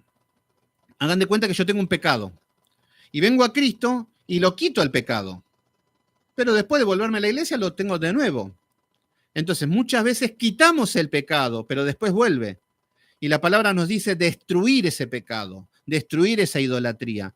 Entonces, lo que estamos viendo es que Joram, podríamos decir, bueno, Joram es un hombre que quitó las estatuas de Baal, empezó a hacer lo bueno, pero está como a mitad de camino. Es como decir, vieron que hay cristianos que se justifican diciendo, bueno, yo no soy asesino, no como niños crudos y no salgo con una ametralladora a matar gente. Entonces yo soy salvo. Y no. Hay tantos otros pecados que no se solucionan. Entonces es el cristiano que está siempre a mitad de máquina, a mitad de tabla. Nunca son tibios. Entonces, acá nos presenta este muchacho, Joram, que este muchacho Joram lo que hace es que se va a encontrar en una situación, porque nos está mostrando que esto sucede en Israel, en el norte. Versículo número 4. Entonces Mesa, rey de Moab, era propietario de ganados y pagaba al rey de Israel 100.000 corderos y 100.000 carneros, todos con sus vellones. ¿Qué significa? Había un rey que tenía un trato con Acab, que tenía que pagarle estos tributos. ¿Se acuerdan que David tenía todo dominada, toda la zona? Todos pagaban tributos al rey, pero con el correr del tiempo ya se empiezan a rebelar. Entonces, vemos que le pagaban al rey y nos dice en el versículo número 5, pero muerto Acab, acá está el tema. Yo tenía un trato con Acab, con vos nada que ver, Joram. Entonces, pero muerto Acab, el rey de Moab, se rebeló contra el rey de Israel. Entonces, acá hay un problema, acá hay una guerra, y esto ya es una guerra externa, porque todo lo que estuvimos viendo fueron guerras civiles entre el norte y el sur, pero ahora ya están viniendo enemigos de otras partes, los sirios, ahora estamos viendo Moab, ya cada vez empiezan a meterse más enemigos de todas partes, y esto porque están lejos de Dios, porque están en una falsa idolatría. Hola, Eva Obado, ¿cómo estás, hermana? Gracias por estar ahí. Que el Señor Jesucristo te bendiga mucho. Gracias por estar ahí, Eva. Saludo a tu hermana Gudelia. Bueno, entonces acá vemos que, fíjense que se rebeló contra el rey de Moab contra Israel. Versículo número 6. Entonces, vemos que acá este rey, el rey Joram, salió entonces de Samaria el rey Joram y pasó revista a todo Israel. Fíjense cómo son los hijos de Satanás que rápidamente ponen cartas en el asunto. No consultan a Dios, no consultan a un profeta, no consultan a un sacerdote. Todos los sacerdotes que consultaban eran falsos. Entonces, pero fíjense que ya automáticamente pasa revista y se va a la guerra, y así somos nosotros. Quiero hacer algo, tengo el deseo de hacer esto. Bueno, vamos y lo hacemos y punto. ¿Y a Dios no lo tenés en cuenta? ¿No le preguntás? Sí, después le pregunto en el camino a ver si quiere, pero seguramente que quiere que vaya por ahí. Falso, ahí estamos caminando solo, lejos de Dios. Entonces, muchas veces, por más que sea evidente lo que tenemos que hacer, tenemos que esperar igual en Dios. Que el Señor abra los caminos. Que si no viene de Él, no queremos nada. Entonces, acá vemos que pasó revista a todo Israel. Versículo número 7. Y fue y envió a decir a Josafat, rey de Judá, el rey de Moab se ha rebelado contra mí. ¿Irás tú conmigo a la guerra contra Moab? Bueno, acá fíjense que ahora tiene el agua en el cuello Joram, el hijo de Acab, y viene a hablar con Josafat. ¿Se acuerdan que Josafat tuvo el mal trago con el papá de este muchacho? Que lo había vestido como rey, que casi lo matan, que fue una guerra, están haciendo alianzas. Entonces ahora este hijo Joram le pide ayuda a Josafat. Pero acá vemos que Josafat era un hombre temeroso de Dios. Y fíjense que cuando termina esa guerra con Acab, que había peleado contra los sirios, vuelve a su casa y lo reprendieron de arriba abajo. Y después vemos que aparece Ocosías, y el que murió por la ventana, que cayó, Ocosías le ofrece hacer negocios. Y Josafat dijo, no, no, no, no, yo no quiero saber nada, no, no, ya con Acab no quiero saber nada, me alejo de todo. Bueno, había aprendido. Pero fíjense que ahora nuevamente le está haciendo digamos, una alianza, le está proponiendo hacer una alianza para ir a pelear contra Moab, y le pregunta a Joram, ¿irás tú conmigo a la guerra contra Moab? Y acá diríamos, sí, bueno, no sé, mirá, yo ya tengo malas experiencias con tu padre, yo la verdad que, bueno, nos dice que respondió, iré. Fíjense que ya estamos viendo que este hombre tenía buenas voluntades, era un hombre de Dios, pero era medio sonzón, podríamos decir. Porque a veces a los cristianos les falta eso de ser despiertos, de discernir. Porque a veces los cristianos son tontos. Con esto del amor y con dar siempre la otra mejilla, terminamos siendo como Ned Flanders, el de los Simpsons. Terminamos siendo lelos, tontos, y Dios no quiere tener hijos lelos. ¿A usted le gustaría tener un hijo lelo? Que cuando van a la escuela le roben todo, le roben la comida, el sándwich, que les roben los colores, que le peguen, que le hagan de todo y que sean el hazme reír. ¿A usted le gustaría? No, a Dios tampoco. Entonces acá estamos viendo que es un poco inocente este hombre. ¿Por qué? Pero fíjense, fíjense qué está diciendo. Este hombre le respondió, Josafat, iré, porque yo soy como tú, mi pueblo como tu pueblo, y mis caballos como los tuyos. Lo mismo que le dijo a Acab. Se ve que era un hombre bueno o buenista, capaz que hay mucho buenismo, porque muchas veces somos así, queremos ser buenos con el mundo. A ver, no digo que seamos malos, pero muchas veces vienen personas y te dicen, mira, yo quiero que me saques un préstamo hipotecario y quiero comprar una casa, pero te lo voy a pagar todos los meses te lo voy a pagar. Y es una cuota de 20 años pagando. Sí, hermano, amén, porque somos carne de mi carne, pueblo de mi pueblo, yo te voy a sacar, yo te voy a sacar. Y después por ahí nos tendríamos que analizar, hermano, ¿de qué trabajas? ¿De qué vivís? No, no, de nada, pero voy a conseguir un trabajo y te voy a pagar todos los meses, ¿eh? No, hermano, tranquilo, no, no, yo no me puedo meter en esto, esto no es algo serio. Entonces, nosotros no tenemos que ser tontos, ¿se entiende? Acá estamos viendo que este hombre se está metiendo en una guerra a ciegas. Entonces, le está diciendo, yo soy como tú, mi pueblo como tú, mis caballos como tus caballos, somos todos hermanos, somos la familia Ingal. Muchas veces nos creemos que somos eso en la iglesia. Cuando no te das cuenta que son hijos de Satanás, la gran mayoría, hasta que el Espíritu Santo no haga la obra de regeneración. Pero en una iglesia y en el mundo vas a encontrar, todos son hijos de Satanás. Somos todos hijos de Satanás. Hasta que no se demuestre lo contrario con actos y con frutos del Espíritu Santo. Así debemos caminar. Pero no, el buenismo te dice, si está en una iglesia, tiene que ser santo, tiene que ser bueno. No puede haber gente mala en una iglesia. No, no, no. En una iglesia peor, todos son hijos de Satanás. Ahora, demostrame que tenés el Espíritu Santo. Y así tenemos que discernir a las personas. Qué hombre malo, qué hombre... Sí, sí, sí, bueno. Manejémonos como personas sabias. Bueno, entonces acá estamos viendo que Josafat es un buen tipo, es medio inocentón. Fíjense que otra vez está cayendo en un error Josafat. ¿Por qué? Porque no consulta a Dios. Este es el problema de Josafat. Le dice, vamos a ir a la guerra, qué sé yo. Sí, sí, sí, vamos, vamos, de una, no se diga más. Vemos que Joram ya se está yendo a la guerra de cabeza, pasó lista en el ejército. Ahora le pregunta a Josafat, sí, vamos a la guerra. ¿Y Dios qué? Y así somos nosotros.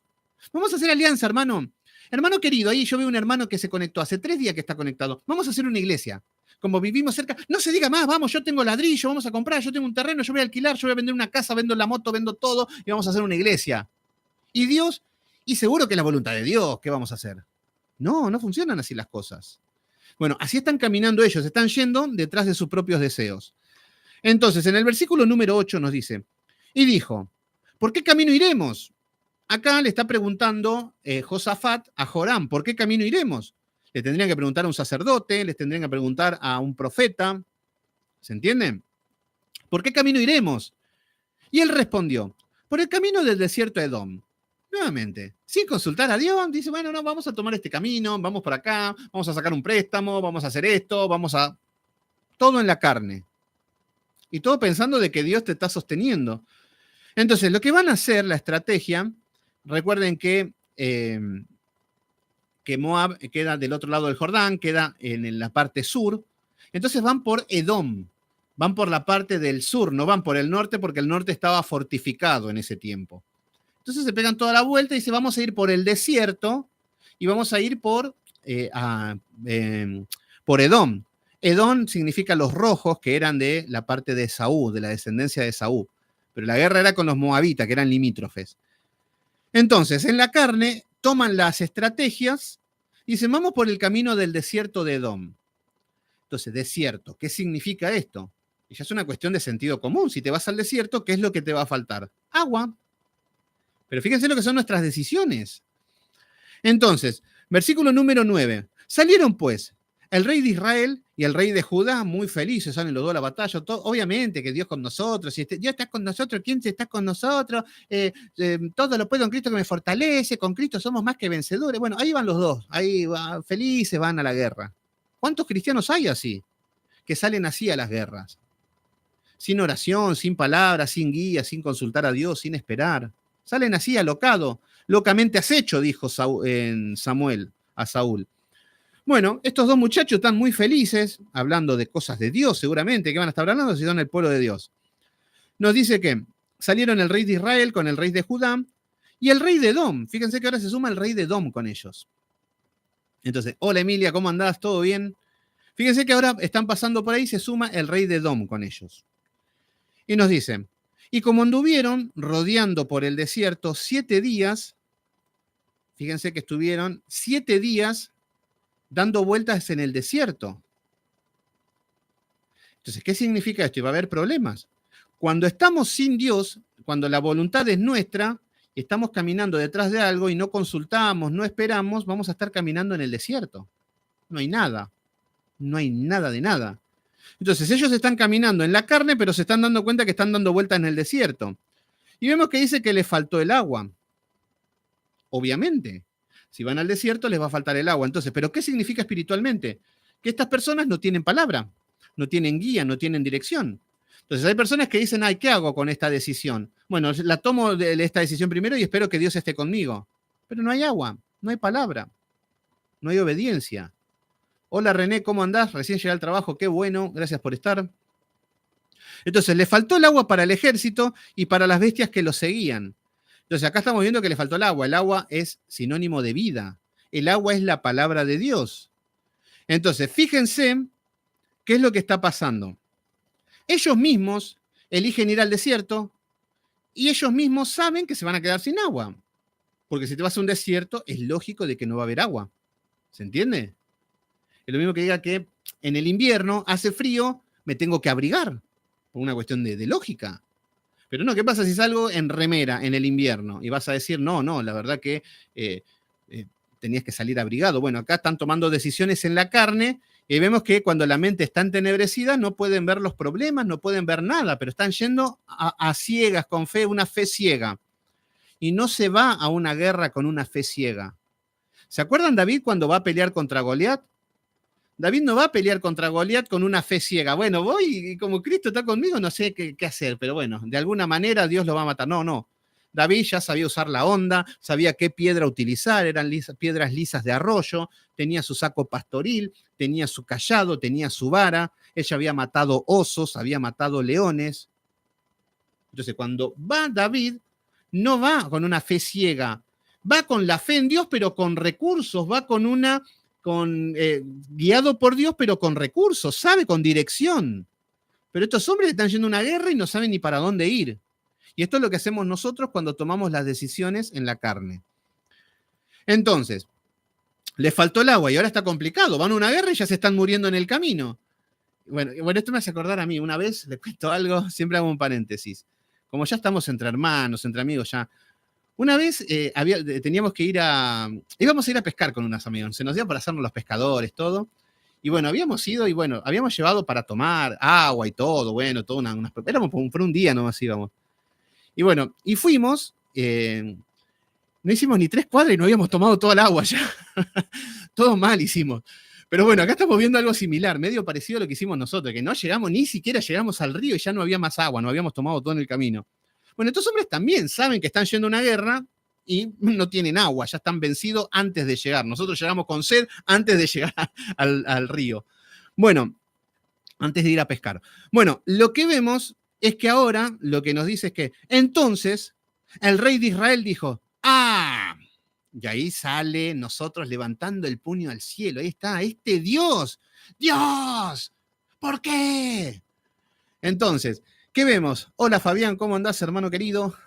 Fíjense que acá ya empezamos a levantar el puño al cielo. Fíjense que nos dice que el rey de Israel, que es Joram, dijo, ¿qué ha llamado Jehová a estos reyes para entregarlos en las manos de los moabitas? Fíjense que estos hombres no consultan a Dios, toman sus propias decisiones, eligen ir por el desierto, les falta agua sabiendo que van a un desierto y les va a faltar agua, y ahora se enojan con Dios. Y acá estamos viendo el mismo espíritu del pueblo de Moisés, cuando, Moisés, acá no hiciste venir para morirnos de sed. Acá estamos viendo el mismo espíritu, y ahí estamos viendo nosotros cuando tomamos las decisiones en la carne. Señor, ya me casé con esta mujer porque era el amor de mi vida. Sí, la verdad que la conocí, no te pedí permiso porque seguramente ya tenía el ok, ya tenía el aprobado. Ay, señor, y ahora aguantarla. ¿Por qué me entregaste a esta mujer? Vos la elegiste. Lo mismo que cuando decimos que, por ejemplo, Yesenia Ten predica de que si vos estás mal con tu marido, sepárate que Dios tiene un Brad Pitt para tu vida. Lo que es totalmente falso. Y aparecen mujeres diciendo, ay, sí, pero si tu marido te pega, pero si tu marido es malo, sí que nos tenemos que separar. No, lo hubieses pensado antes de casarte. Porque después nos acordamos y decimos, no, porque Dios está conmigo, Dios me quiere hacer feliz, Dios me quiere sacar este hombre perverso. No, estás levantando el puño contra el cielo después de hacer lo que se te ocurrió. ¿Se entiende? Entonces acá estamos viendo que este rey Joram, él mismo dice, él pasó lista al ejército, él decide ir a la guerra, no consulta a nadie, vemos que no hay nada. Cuando veíamos que en David, cuando vemos que los hombres de Dios están consultando a Dios constantemente, estos hombres no. Toman las estrategias, vemos que también Josafat, que era un varoncito bastante de Dios, pero bastante lelo, también va ciego, bueno, vamos, porque Dios tiene que estar con nosotros, dan por hecho que Dios está con ellos. Entonces comienza a quejarse, Jehová nos ha mandado estos tres reyes, claro, el rey de Edom, el rey de Judá y el rey de Israel, ahí están los tres reyes. ¿Para qué envía Jehová a estos reyes para morirnos acá? Se está enojando de nuevo con Dios. Y a todo esto vemos que se encuentran en una desesperación. Se están mirando los tres reyes y ahora ¿qué hacemos? Estamos en el medio del desierto, no tenemos para tomar agua y encima tenemos que ir a la guerra. Y fíjense que cuando el agua está al cuello, fíjense lo que dice Josafat en el versículo número 11. Más, Josafat dijo, ¿no hay aquí profeta de Jehová? Ahora te acordás, ya estás en el baile, ya estás en el medio del desierto, ya estás... Pero ahora se acuerda, ¿no habrá algún profeta que nos diga para dónde tenemos que ir? Estamos viendo que muchas veces pedimos a Dios para que solucione las consecuencias de nuestra necedad. Pero mejor es preguntar antes y esperar en Dios. Entonces Josafat dice, ¿no hay profeta de Jehová para que consultemos a Jehová por medio de él? y acá se tendría que estar, sí, la verdad, qué buena idea. Fíjense, imagínense charlando estas cosas. Cada uno, vamos hacia el norte, el pueblo guerrero, Dios está con nosotros, no, vamos por el desierto, estamos aliados, y Cristo con nosotros, ¿quién contra nosotros? No hay más agua, muchachos. ¿Y ahora qué hacemos? Así están.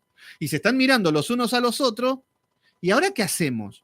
No hay agua, estamos en el desierto, si vamos a una guerra no tenemos estrategias, estamos complicados. Che, ¿y si consultamos a Dios? Esa es buena, ¿eh? Eso es muy buena, ¿eh? ¿Qué les parece si consultamos a Dios? Y a veces lo tomamos como la última opción. Y ahí estamos viendo este pueblo que está yendo a una guerra. Y fíjense cómo Dios le da la victoria a estos pueblos, porque Dios es grande y es bueno, pero estos pueblos, bueno, son igual que nosotros. Y nos dice, y uno de los siervos del rey respondió y dijo, aquí está Eliseo, el hijo de Safat, el que servía a Elías. Y acá vemos que, obviamente, acá hay un verdadero profeta. Y aparece Eliseo. Y acá vamos a ver el contraste de que cuando aparece un varón de Dios, y acá están los princesos, tómenlo como ejemplo que son tres princesos estos. Josafat, el rey y todo, van a la guerra sin saber cómo, pero bueno, Dios está con ellos, entonces ¿cómo Dios no nos puede quitar la victoria? Porque somos sus hijos preciados. Y así son los princesos hoy. Viven en pecado, hacen lo que quieren, no consultan a Dios y andan así por la vida ciegas y piensan de que Dios está con ellos. porque Dios me abraza a la noche, porque que Jesucito me ama, la verdad que sí, sí, sí, sí. Viven como quieren y así van a la guerra, eso es lo peor. Pero fíjense lo que es cuando se cruzan con un hombre de Dios los princesos. Cuando digo princesos ya me conocen, ya me entienden. Versículo número 12. Y Josafat dijo, este tendrá palabra de Jehová. Y descendieron a él el rey de Israel y Josafat y el rey de Edom. Fíjense que vienen a hablar estos reyes que se encuentran perdidos, desorientados, Dios no le contesta, no saben ni hacia dónde van, no lo consultan y van a hablar con un hombre de Dios. Entonces, fíjense lo que dice. Entonces Eliseo dijo al rey, recuerden que Elías siempre daba palabra picante, siempre era un hombre que no venía con Cristo te ama, no, él era un hombre que era un hombre de palabra, un hombre severo con la palabra. Bueno, Samuel, los hombres de Dios eran así. Hoy nada más son princesitos. Pero bueno, entonces Eliseo dijo al rey de Israel, ¿qué tengo yo contigo? Fíjense lo que es el discernimiento. Fíjense lo que es un hombre de Dios que sabe diferenciar, sabe que Josafat es un hombre de Dios. Medio lelo, bueno, pero sabe que es un hombre de Dios que es temeroso de Dios. Pero fíjense que le dice a Joram, lo mira a Joram, bueno, y al rey de Edom, ¿qué le va a decir? Si sos rey de otro, ni lo mira directamente. Entonces lo que hace, le dice, ¿qué tengo yo contigo? Fíjense cómo pone una división, cómo pone una línea, y cómo lo pone a Joram del otro lado. Vos estás del otro lado. No, pero yo soy de Israel, yo soy del pueblo santo, nosotros adoramos a los becerros, pueblo de Jehová. Y acá le dice, ¿qué tengo yo contigo? Yo no tengo nada que ver, le está diciendo. Y muchas veces tendríamos que decir estas cosas.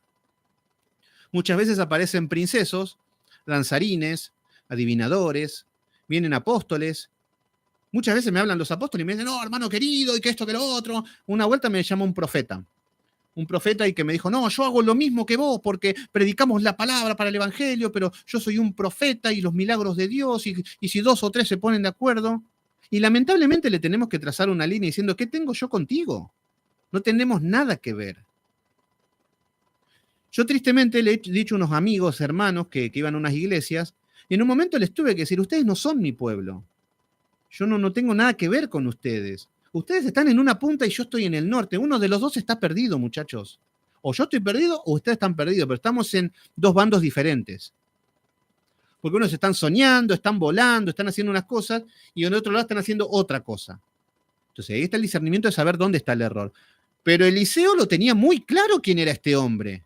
No le decía, ay, voy a orar por ti, Joram, para que el Señor te bendiga, para que conquisten el pueblo y que el Señor...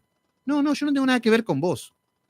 Apóstata, hijo de Satanás. Vos estás adorando los becerros, vos estás adorando, estás levantando profetas falsos, estás haciendo todas estas cosas. Entonces, cuando te aparecen los hijos de Satanás, no hay complicidad. No hay alianzas. Ahora viene Dante Gebel, me pone un maletín de dinero y Dante Gebel es el mejor. No podemos andar en esas cosas. Tenemos que tener convicción. ¿De qué? De que están en otro lado. ¿Qué tengo yo contigo? No quiero saber nada con vos. No somos hermanos. Y yo sé que el buenismo religioso, somos todos hermanos y sí, bueno, después de todo conduce al mismo Dios. Entonces vamos a formar el comunismo. Nos juntamos entre todos los hermanos, adoramos a Dios, está todo bien con los musulmanes, con los católicos, todo. Bueno, en las cosas de Dios es muy radical. Y acá estamos hablando de un hombre de Israel con otro hombre de Israel, ¿eh? Entonces, ¿qué tengo yo contigo? Dice, ve a los profetas de tu padre y a los profetas de tu madre. Fíjense cómo arranca Eliseo, ¿eh? No es que dice, bueno, tenía poder porque, bueno, era un ungido. No, este hombre tenía un carácter. Y acá estamos viendo nuevamente qué es lo que le había pedido, qué es lo que anhelaba Eliseo de Elías. Quiero una doble porción de tu espíritu. Ahí lo vemos. Ahí lo estamos viendo. De la misma manera que Salomón le dice al Señor, yo quiero sabiduría. Ahí tenés sabiduría. Bueno, acá estamos viendo algo parecido. Estamos viendo que pide el espíritu de Elías y acá lo tiene. Y estamos hablando que Joram es el hombre más importante de Israel. Es el hombre más rico y más poderoso de Israel. ¿Se entiende? Le podrían temblar las piernas un poquito, pero acá lo vemos bastante firme. ¿Qué le está diciendo? Vienen desesperados a Eliseo. ¿Qué hacemos? Estamos dando vueltas y Eliseo está viendo y dice, ¿qué están haciendo estos delirantes? Fíjense lo que es el sentido común. Eliseo, un varón de Dios que está en sintonía, ve un ejército de hombres muertos de sed que están en la esquina del desierto. Medio como yo con mis amigos cuando fuimos a pescar, que nos tomamos toda el agua en la esquina. Bueno, medio así nos está mirando Eliseo. Entonces, le dice, ¿qué tengo yo contigo? Ahora, ¿por qué no le preguntás a los profetas de tu padre? A los que levantaron tu madre. Anda, anda, anda a preguntarle a los profetas de Baal, que sos muy feliz preguntándole a los profetas de Baal. ¿Se entiende? Una vez me pasó una persona de iglesia muy pentecostal que cuando estaba mal, estaba triste, estaba angustiado, me venía a visitar. Y a mí me gustaba porque me hacía bien hablar con él y todo, y charlar, darle palabra. Aunque podría haberle dicho, ¿por qué no consultás a tu profeta? ¿Por qué no te consultás a tu pastor, que él tiene poder para todo? ¿Por qué no le decís que todo esto que te estás aquejando, ¿y por qué venís escondido también? Venía escondido. Porque claro, si llegaba a saber que estaba conmigo, le iban a dar el tirón de orejas. Entonces, esto pasa muy a menudo. Ahí vemos los princesos que cuando sus dioses no funcionan, cuando sus estrategias no funcionan, van después a los verdaderos. ¿Qué pasa? ¿Cuál es el problema? Pero eso cuando están muy desesperados. Pero acá le está diciendo Eliseo, ¿por qué no le preguntás a tus profetas, a los profetas de tu padre? O sea que sabe bien quién es. Y el rey de Israel le respondió, no, porque Jehová ha reunido a estos 3 reyes. Fíjense que encima lo que tiene en su corazón este hombre Joram, no, Jehová reunió a estos 3 reyes. Estamos acá por la voluntad de Dios. Fíjense que encima viene malo. Encima viene Eliseo diciendo, no, yo estoy acá porque Dios nos mandó acá. No es capaz de decir, no, venimos acá, estamos acá por cabeza dura, estamos acá porque hicimos la nuestra y acá estamos perdidos. No, acá Jehová nos mandó acá, ¿eh? Te estamos preguntando a vos por las dudas, pero de última le pregunto a otro, con toda la soberbia del mundo estamos viendo. Entonces Jehová ha reunido a estos 3 reyes para entregarlos en las manos de los moabitas. ¿Qué es lo que estamos viendo? Acá estamos viendo que piensa de que están desesperados y ahora está diciendo, nos van a entregar, Jehová nos está entregando a las manos del enemigo. Entonces, cuando el problema está por acá, pero vemos que con una soberbia de pensando de que están siendo guiados por Dios, y ese es el problema. Fíjense, pregúntenle a Yesenia Ten si es guiada por Dios y van a decir, obvio, ¿por qué vamos a estar guiados? Pregúntenle a Maldonado si es guiado por Dios, te van a decir que sí. Es más, hasta usan la Biblia, sí. Dante Gebel también es guiado por el Espíritu Santo. Sí. Fíjense, acá estamos viendo otro muchacho, Joram, guiado por el Espíritu Santo, pero ahí está.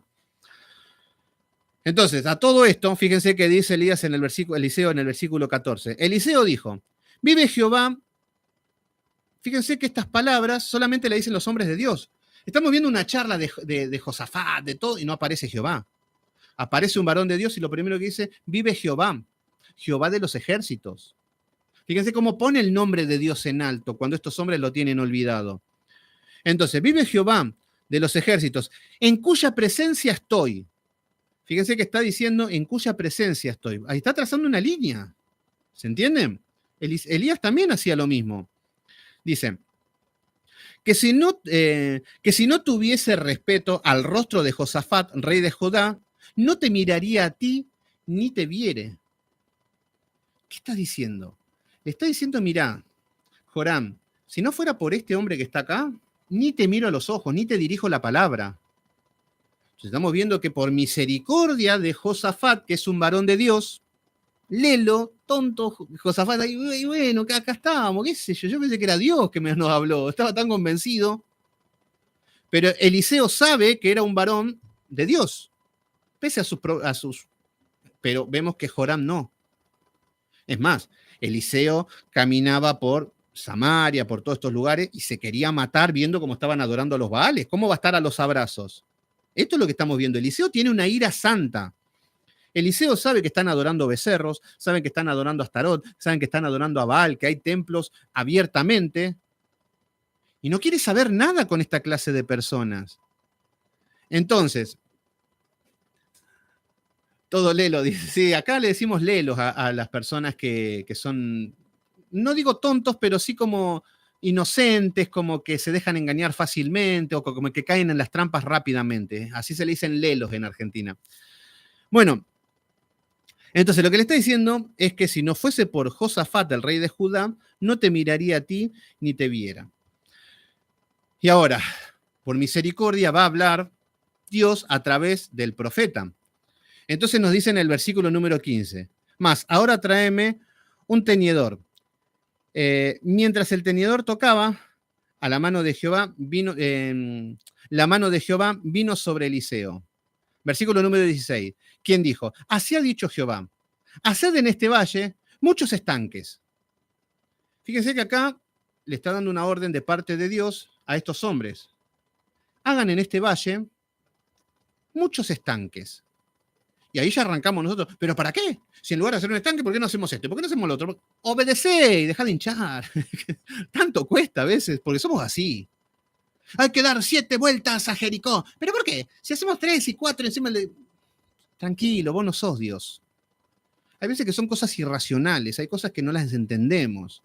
Pero Dios te pide que obedezcas y no que entiendas. Entonces acá le está diciendo, haced en este valle muchos estanques, como pozos serían, tienen que hacer pozos. Y acá le podrían decir, pero nosotros vamos a una guerra, no venimos a hacer pozos. Jehová está diciendo, ¿obedeces o no obedeces? Porque Jehová ha dicho así, no veréis viento ni veréis lluvia, pero este valle será lleno de agua. ¿Qué está diciendo? Están en un desierto, no hay agua y le está diciendo, hagan un estanque. Pero, ¿para qué?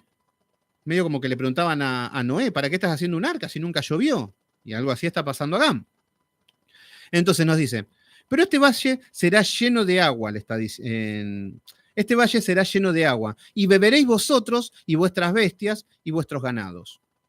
Bueno, tenían que hacer estos estanques, estos pozos, y Dios los iba a llenar de agua en un desierto. Acá estamos viendo que Dios, nuevamente la misericordia de Dios en un pueblo rebelde, como Israel. ¿Cómo se aplica para nosotros? Y nosotros pues, muchas veces estamos así, como Josafat, agarrándonos la cabeza. Yo pensé que esta era la voluntad de Dios. Yo pensé que Dios estaba conmigo para esto. ¿Saben cuántos princesos hay que me... No, porque el Señor me dijo, el Señor me mostró. Dios no es hijo de hombre para que miente. Me dijo que vaya por acá. Bueno, sí, vayan, dale, anda, tranquilo. Y después vuelven así como Josafat, ahí arrancándose la cabeza. Entonces, ahí vemos personas que van en la carne, en su propia voluntad, pero aún así vemos la misericordia de Dios inagotable. Entonces acá estamos viendo que el Señor le está diciendo que hagan estas fuentes, que hagan estos estanques, y que Dios los iba a llenar de agua y que de ahí iban a beber. ¿Qué significa esto? Que Dios lo que está diciendo es que le iba a dar agua, palabra. Nuevamente lo mismo, lo que estábamos viendo en Jericó, que había agua mala, y el Señor le da agua buena. Y acá también, acá no hay agua, que esto es lo peor. Acá estamos viendo, a ver, cuando vemos que, por ejemplo, ¿cómo podemos discernir esto? El agua mala, podríamos decir, son iglesias que hablan con la Biblia toda adulterada y para el beneficio propio. Entonces vemos que para la doctrina de la prosperidad utilizamos la Biblia. Y eso es agua adulterada. Bueno, hay otras iglesias que directamente no hay agua. Acá estamos viendo que no tienen agua, están en el desierto. Y hay iglesias que no dan la palabra, no predican la palabra. Saltan, bailan, se entretienen, hablan de Dios, de cualquier cosa, pero no hay palabra. ¿Se entiende cómo nos está mostrando las escrituras los diferentes tipos de situación espiritual? Esto trae muerte, trae enfermedad. Bueno, acá estamos viendo, y estos hombres están yendo a una guerra y no tienen agua. Versículo número 18. Y esto es cosa ligera en los ojos de Jehová. Oh, fíjense lo que está diciendo. Y esto no es nada. Esto de que va a llenar estos estanques, esto no es nada, le está diciendo. Porque claro, estos hombres lo único que querían era agua. Después de última la guerra ya está, ya fue, nos volvemos a casa, pero nos estamos por morir de nuestros ganados y nosotros tenemos sed. La guerra, bueno, puede esperar. Entonces Dios les está diciendo, les voy a dar agua. Van a beber ustedes, las bestias, con los estanques, no va a haber ni viento, ni lluvia, ni nada. Yo les voy a llenar de agua, le está diciendo. Y le está diciendo que esto será cosa ligera a los ojos de Jehová. ¿Por qué? Porque entregaré también a los moabitas en vuestras manos. Ay, acá vemos la misericordia de Dios, el amor de Dios, que encima le va a dar la victoria contra los moabitas. ¿Qué representan las victorias contra los pueblos enemigos? Porque siempre vemos que el pueblo de Israel siempre está en cualquiera. Está en otra y vemos que el Señor los hace ganar, los hace vencer. Pelean contra millones y ganan y pelean y decimos, ¿cómo hacen estos tipos? Bueno, Dios, pero ¿por qué le da tantas victorias? ¿Qué significa una victoria en una guerra o en una batalla? Y yo sé que muchos van a decir, no, las guerras es cuando estás enfrentando esa prueba económica, es cuando estás enfrentando el cáncer, es cuando el enemigo y cuando está... No, la victoria significa salvación. Esto es lo que Dios da. Salvación. Fíjense que todos, el pueblo de Israel, cuando iban a guerra, tenían dos opciones: muerte o vida. No había más otra cosa. Entonces, lo que le esperaba era la muerte. Pero la misericordia de Dios era de que les daba salvación. Y esto es lo que estamos hablando. Lo más preciado es nuestra salvación, que es lo que Dios nos ha dado. No que nos ganamos la lotería, de que voy a una victoria. No, no, no, no. La salvación. Siempre estamos hablando de salvación. Entonces, acá vemos que le está diciendo que le va a entregar a estos moabitas. Versículo número 19. Y destruiréis toda la ciudad fortificada, toda la villa hermosa, talaréis todo árbol bueno, cegaréis todas las fuentes de agua y destruiréis con piedra toda tierra fértil. Acá estamos viendo que por un lado le está diciendo que ahora va a ejecutar un juicio a estos pueblos, pero ¿qué está diciendo? Está mandando a destruir, que ahora lo vamos a ver que lo van a cumplir, pero está mandando a destruir. Y ahora les voy a decir, vamos a seguir leyendo. ¿Qué significa esto? Versículo número 20. Aconteció, pues, que cuando por la mañana, cuando se ofrece el sacrificio, fíjense que aparece un sacrificio después de cuánto. Acá estamos viendo cómo un hombre de Dios lo lleva al sacrificio. ¿Qué es un sacrificio hoy en día? Hagan de cuenta que una iglesia de princesitos que están yendo a la guerra, que están hasta acá de problemas, que un varón de Dios los lleve a arrepentirse de sus pecados. Que un varón de Dios les haga identificar en qué están fallando y que se pongan a cuenta con Dios. Eso es un sacrificio. Entonces, Dios no puede hacer nada si no hay arrepentimiento. Y muchas personas quieren que Dios sobre en mi vida, que haga los milagros, que salga fuego, que me haga vencer todo, y yo no me arrepiento de ningún pecado. No. Primero nos arrepentimos, rogamos por el perdón de nuestros pecados, el Señor nos perdona si hay arrepentimiento y después el Señor puede obrar. Si no hay arrepentimiento, el Señor no va a mover un dedo. Entonces ofrece sacrificio. He aquí, vinieron las aguas por el camino de Edom y en la tierra se llenó de agua. Fíjense que después del sacrificio, lo que les estoy diciendo, vienen las aguas. Nos dice que vinieron por las aguas en el camino de Edom. ¿Qué significa esto? Vinieron de las montañas. Entonces, hicieron las fuentes y de las montañas vino el agua. Solo Dios puede hacer esto. Vinieron por el camino de Edom y la tierra se llenó de agua. Y acá vemos la bendición de Dios. Cuando, si mi pueblo se humillare, perdonaré, perdonaré, perdonaré y abriré los cielos. Y ahí estamos viendo el mismo ejemplo. Y hoy es exactamente lo mismo. Si mi pueblo se humillare, si nos arrepentimos de nuestros pecados, el Señor abrirá los cielos. No estoy diciendo que vamos a ser rico y millonario, nunca estoy hablando de eso. Que por ahí lo hace, pero no es el objetivo. Entonces, vemos que Dios trae el agua de las montañas. Versículo número, y acá empieza a fortalecer para que vayan a una guerra. Fíjense que el agua, la palabra, es lo que nos da fuerza, lo que nos nutre para ir a pelear. Versículo número 21. Cuando todos los de Moab oyeron que los reyes subían a pelear contra ellos, se juntaron desde los que apenas podían ceñir las armaduras en delante y se pusieron en la frontera. Versículo número 22. Cuando se levantaron por la mañana y brilló el sol sobre las aguas, vieron los de Moab desde lejos las aguas rojas como sangre. Fíjense que acá estamos viendo la estrategia de Dios. Estos hombres no tenían estrategia, iban a una guerra a ciegas. Lo que hacen estos hombres es que cuando dicen, bueno, acá hay una guerra, vamos a la guerra, se comienzan a ceñir sus espadas, todo, y nos dice que brilló el sol sobre las aguas. Da la casualidad que las aguas que habían caído, brilla el sol. Y estos hombres, por este brillo, la vieron desde lejos y parecía como sangre. Vieron como el brillo del agua y más el agua parecía sangre desde lejos. Entonces, versículo número 23. Y dijeron, esto es sangre de espada. Los reyes se han vuelto contra el otro. Fíjense qué es lo que está pensando. No, esto es un mar de sangre.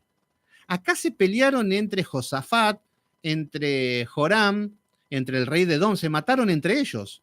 Entonces, fíjense lo que estaban pensando estos hombres, cómo Dios los distrae y solamente era agua. Pero en su imaginación ya estaba de que esto es sangre de espada, los cuales los reyes se volvieron uno contra otro y cada uno ha dado muerte a su compañero. Ahora pues, Moab, al botín. Fíjense qué es lo que piensan. Esto sucedió cuando, en un momento donde Jonatán cuando estaba reinando Saúl, con su siervo, van a pelear contra un ejército. Fueron de noche y vemos que el mismo Dios hizo que haya un tormento, que haya una haya terremotos y que entre ellos se empiecen a matar confundido. El mismo pueblo de Israel, o sea que Dios utilizó un solo hombre, 2 hombres, para pelear contra un ejército y los venció.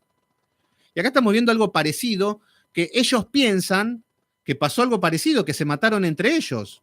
Claro, llegan acá, se murieron entre ellos. Y dicen, Moab, al botín. Lo único que pensaban eran en el botín. Entonces, ¿qué es lo que hacen?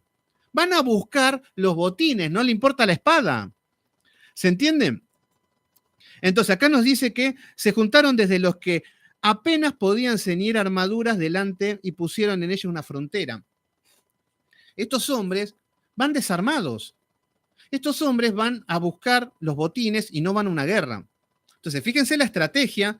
Y ahora vemos que ellos querían el dinero, estaban pensando en eso. Versículo número 24. Pero cuando llegaron al campamento de Israel, se levantaron los israelitas y atacaron a los de Moab. ¡Qué estrategia! Majestuosa. Hasta fíjense en qué lugar lo ponen, una estrategia.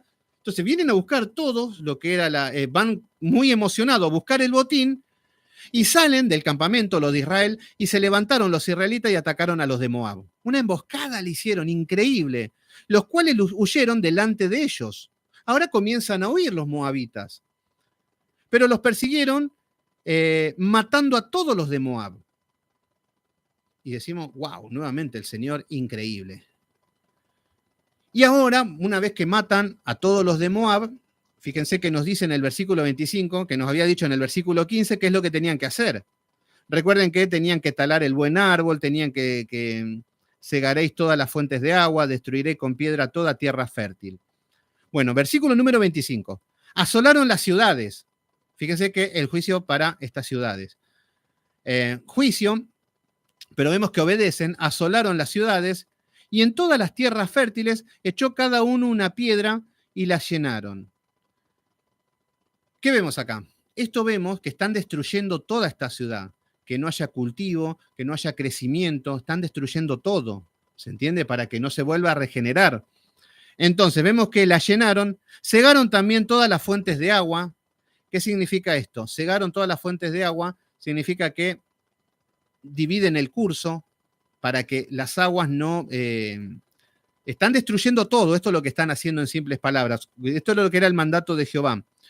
Derribaron todos los buenos árboles. Acá están destruyendo todo lo que son los recursos naturales con estos árboles. Esto era para la materia prima, el recurso natural para la producción y todas las necesidades del hombre. Entonces destruyeron todos los árboles hasta que en Kir Jareset solamente dejaron piedras porque los sonderos la rodeaban y la destruyeron. Entonces vemos que destruyen casi todo. Versículo número 26. Cuando el rey de Moab vio que era vencido en la batalla, acá, a ver, ¿qué es lo que le quería decir? Antes de pasar a esto, lo del rey de Moab. Estamos viendo de que el Señor hace destruir todo. ¿Qué significa esto? Nuevamente lo que habíamos visto con Jericó, de que era una maldición volver a reedificar Jericó, era volver a los pecados. Y acá, de vuelta, nuevamente lo mismo. Haced morir todo lo terrenal. Y acá estamos viendo que cuando vencemos una guerra, tenemos que destruir todo. Tenemos que destruir todo. Por ejemplo, Saúl, cuando vence a Amalek, vemos que toma al rey, se queda con lo bueno, se queda con... ¿Y qué significa esto? Bueno, vencí algunos pecados, pero me quedé con pecados los que más me gustan. Y nos dice todo, despojarse de la vieja criatura. Entonces acá lo que estamos viendo es que se tenían que despojar de los árboles, se tenían que despojar de todo, destruir todo. Esto es lo que nos está mostrando espiritualmente.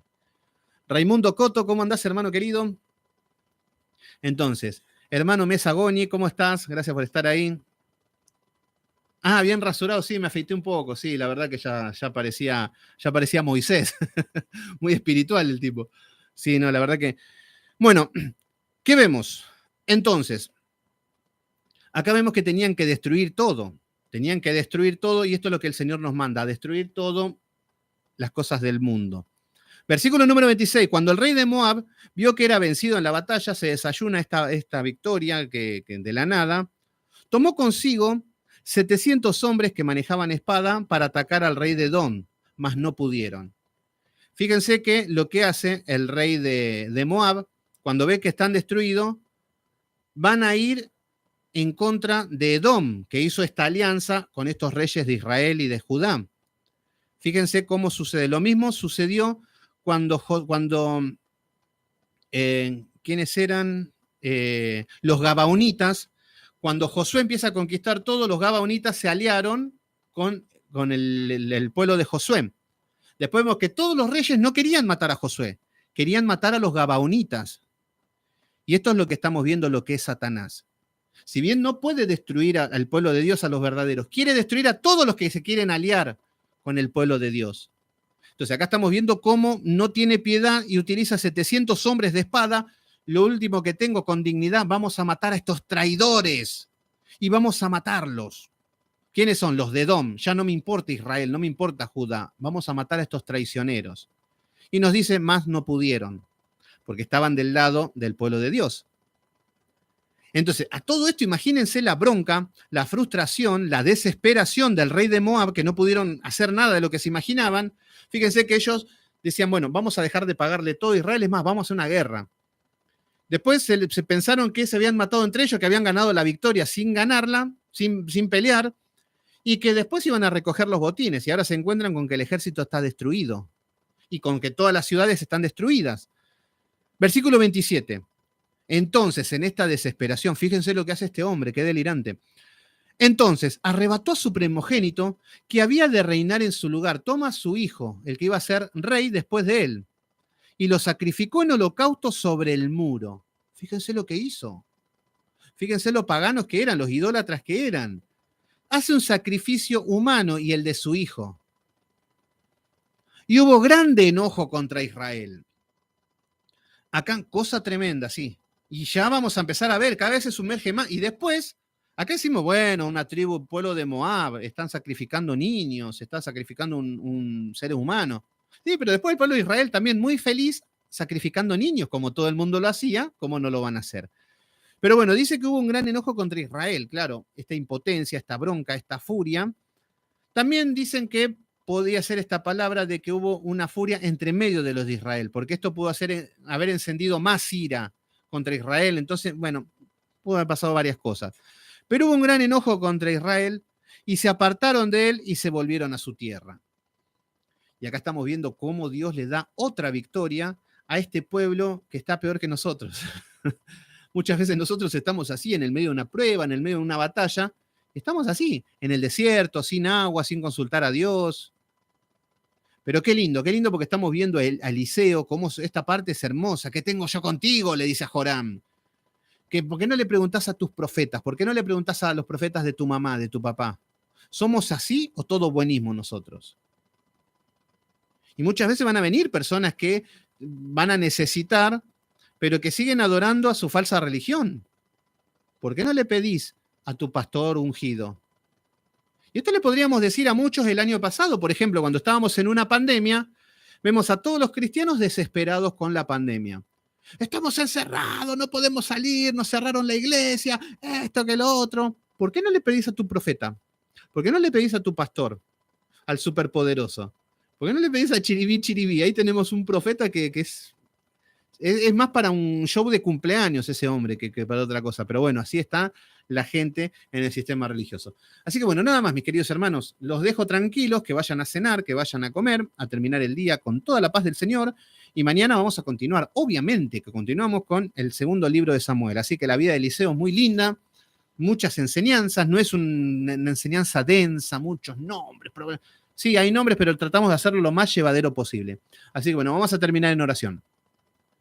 Padre Santo, Padre amado, en el nombre de Jesús, poderoso Dios, acá nos presentamos delante de ti como el pueblo de Joram y de Josafat, poderoso Dios.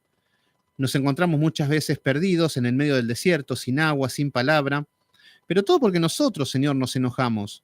Nos enojamos contigo porque las cosas nos van mal. Levantamos el puño al cielo porque somos los primeros en culparte, poderoso Dios, cuando nosotros somos los culpables por hacer nuestra propia voluntad. Nosotros somos los culpables de hacer lo que queremos y no te consultamos. porque no tenemos tiempo de buscarte, porque no tenemos tiempo de estudiar, porque no tenemos tiempo de meditar, no tenemos tiempo de orar. Nunca tenemos tiempo para ti, Señor.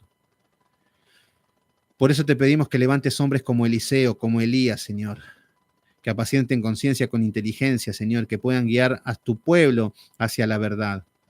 Que tú puedas manifestarte a través de estos hombres, Señor, que levantes hombres de sana doctrina y que puedas llenar fuentes de agua para un pueblo que se está perdiendo, para el pueblo que está lejos con aguas malas, con un corazón estéril, Señor. Gracias, Padre Santo, por estos estudios, por estas palabras, por este pueblo que ya nos conocemos con los hermanos, si bien no nos conocemos presencialmente, Señor, de manera personal, parece que nos conocemos, Señor, porque estamos en el mismo sentir que es en Cristo Jesús. Gracias, Señor, por darnos el conocimiento, la fuerza para poder estudiar, el hambre para poder saciar nuestra alma, nuestro ser, Señor. Nuestro espíritu necesita tu palabra, tu alimento, y tu Hijo es el pan de vida, poderoso Dios. Tu amado Hijo Cristo Jesús es el agua. Gracias, te entregamos este día, Señor. En el poderoso nombre de Cristo Jesús te decimos amén. Amén, terminamos. Muy bien ahí, Mario Rosa, gracias por estar, Mario. A ver quién me saluda acá. Mario Rosa, muy bien, amén, me pone René Acosta. Bueno, muchas gracias a todos. Eva Ovado, gracias por estar. Vanessa Rossi, Deise Alaba Ibardo, Lou Martínez, amén, Cari Jiménez, Emilia Sosa. Bueno, gracias a todos. La verdad que muy lindo el estudio de Reyes, se pone lindo. Lizzy Torres, una vez más, gracias por el tiempo. No, gracias a ustedes por estar ahí. La verdad que me pone muy feliz que están siempre, que están estudiando, que están buscando y que puedan utilizar todo este conocimiento para hacer de bendición al pueblo, Señor. Para hacer luz al pueblo, mis queridos hermanos. Así que bueno, nada más. Los dejo tranquilos, vayan a comer, vayan a cenar y a dormir con toda la paz del Señor, que mañana será otro día. Así que bueno, nos vemos mañana y que Dios los bendiga mucho a todos.